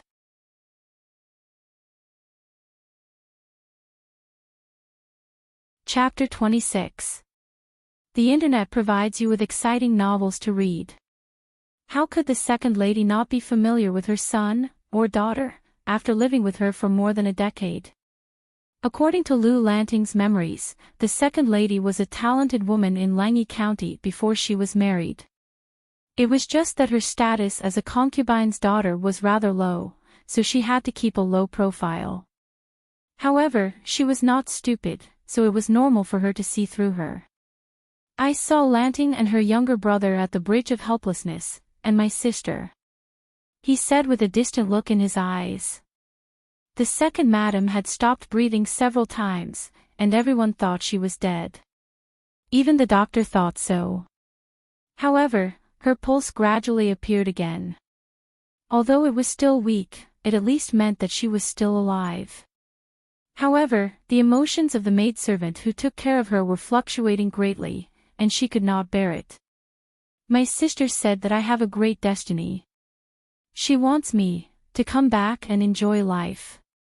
Don't cling to the past. Jiang Pingji did not believe in ghosts and gods, but it was interesting. And then, the second lady said in a serious tone, so I came back to see what kind of person has taken over Lanting's body. Jiang Pingji was embarrassed. Are you going to leave after seeing me? The second lady did not answer directly. Instead, she said, after I saw you, I realized that you really look like my sister. It's as if I saw my sister. You look so much like the real Lanting. You look so much like her. I think my sister's dying wish has come true, a dying request. Jiang Pingji raised her eyebrows and raised her hand to pull up the blanket covering her body. She said, then you can wait to enjoy your leisure and happiness in the future. The system was waiting for a fight to break out, but... What the hell? Dear host, can you tell me what just happened? The omnipotent system felt that it was about to become a useless, salted fish. Is it that hard to understand? That lady knew that I was not Lou Lanting the moment I entered the room, but because of her obsession with her sister and because I resemble her in some ways, she decided not to court death. She wanted to live a good life and enjoy life in peace. The system was dumbfounded. Huh? No. Why did she accept you so quickly? Wasn't she going to be drowned or burned to death? It remembered that one of its previous hosts was too simple-minded and was treated as a demon and burned to death on a rack of fire. Her sister probably isn't from this era either. I just saw some traces of ancient times in the second lady's room. I thought maybe it was because of this that my stepmother accepted me so well. No, I have to look for other clues. The modern era that Jiang Pingji mentioned was the era of technology after the feudal era. After a while, Jiang Pingji suddenly asked. Cute system, can you answer me honestly? Am I your first host in this world? The system hesitated for a moment before replying softly, no, but my previous host had nothing to do with Lou Lanting's mother. Why? Jiang Pingji was at a loss for words. I thought I came to an ancient era, but you're telling me that this world is a sieve. I have to give you a bad review. The second lady's sister, Lou Lanting's mother, might be from the ancient era. She had never heard of people from the ancient era making spring hair clips. That thing was on the second lady's dressing table. Of course, she could not rule out the possibility that the non-native was someone else. Based on the current information, it was most likely Lou Lanting's mother. That's normal. Sometimes, when the system opens a new dimension, it will cause a crack in the dimension for a short period of time. After all, it was too boring to just live stream. Adding some other elements would make things more interesting. Jiang Pingji immediately thought of something. Wait a minute. When I said that I would open a live stream, according to the audience's reaction, that dimension should be similar to the modern era. In other words, did the live stream mean that there was another non-native in this world? System, Jiang Pingji said with certainty, you're guilty. I'm afraid you'll give me a bad review, the system said pitifully. Following this host, it felt that its privacy as a system was completely gone QAQ. Jiang Pingji did not answer. As for whether or not she chose to believe the system's words, no one but herself knew. System, since the second lady did not expose you in front of everyone, does that mean she has acknowledged your identity? Something like that. If I can get away with it, I'll continue using Lu Lanting's identity. If not, I'll use my own identity. The world was big, and there was nowhere to hide. Not to mention that in the ancient era, where the household registration system was not complete, Jiang Pingji could easily travel to a faraway place and create a fake identity. Jiang Pingji raised an eyebrow. But she made a deal with me. I can use Lu Lanting's identity without worry. A deal? The system pulled up the conversation records. When did Jiang Pingji make a deal with the second lady? Jiang Pingji mercilessly attacked the system. I believe that when you die, it will be because of your own stupidity. System, yen %#, %####. Jiang Pingji only knew how to save a person's life, so the second lady's illness was still under the care of the doctor. She did not want to get involved. Housekeeper, have you gathered all the servants? Jiang Pingji was a vengeful person. If she could get her revenge now, she would not wait for the next day. Moreover, the Lu residence had indeed changed. The old housekeeper had been Lu Lanting's grandfather's page boy when he was young. Later, he became a housekeeper and took care of Lu Lanting's father and the Lu family. However, he did not become arrogant just because he was treated with respect. Instead, he worked even harder for the Lu residence. The housekeeper followed behind Jiang Pingji. I've gathered all the servants in the outer courtyard according to Second Langjuan's instructions. Good. Call the middleman over later and pick a few more servants. If you can't find anything, let eldest uncle know. Jiang Pingji was very used to the existence of slaves.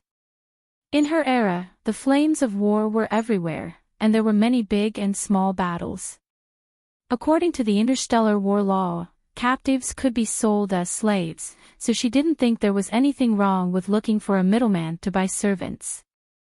Jiang Pingji glanced at the guards and servants who were dressed neatly and uniformly. Are they all here? The housekeeper did not understand. He nodded and said, Second Langjun, the servants who were sent out last night are all here. Jiang Pingji's expression turned cold. Tell the middleman that we've sold them all. They're all dirty hands. The servants had thought that Jiang Pingji was there to reward them, and they were a little excited and expectant. They did not expect a bucket of cold water to fall from the sky. The bookworm Second Langjun, who knew nothing, actually said that he would sell them to human traffickers. The housekeeper hesitated for a second, but his loyalty won out. Yes, Second Langjun. You're tuning into the LoveLore Library YouTube channel. We're so grateful for your support, and don't forget to subscribe to join us on this incredible journey through captivating stories. Your generosity through donations truly makes a world of difference, as it's the primary source of revenue that allows me to expand and enhance this channel for you. Thank you from the bottom of my heart for being a part of this adventure.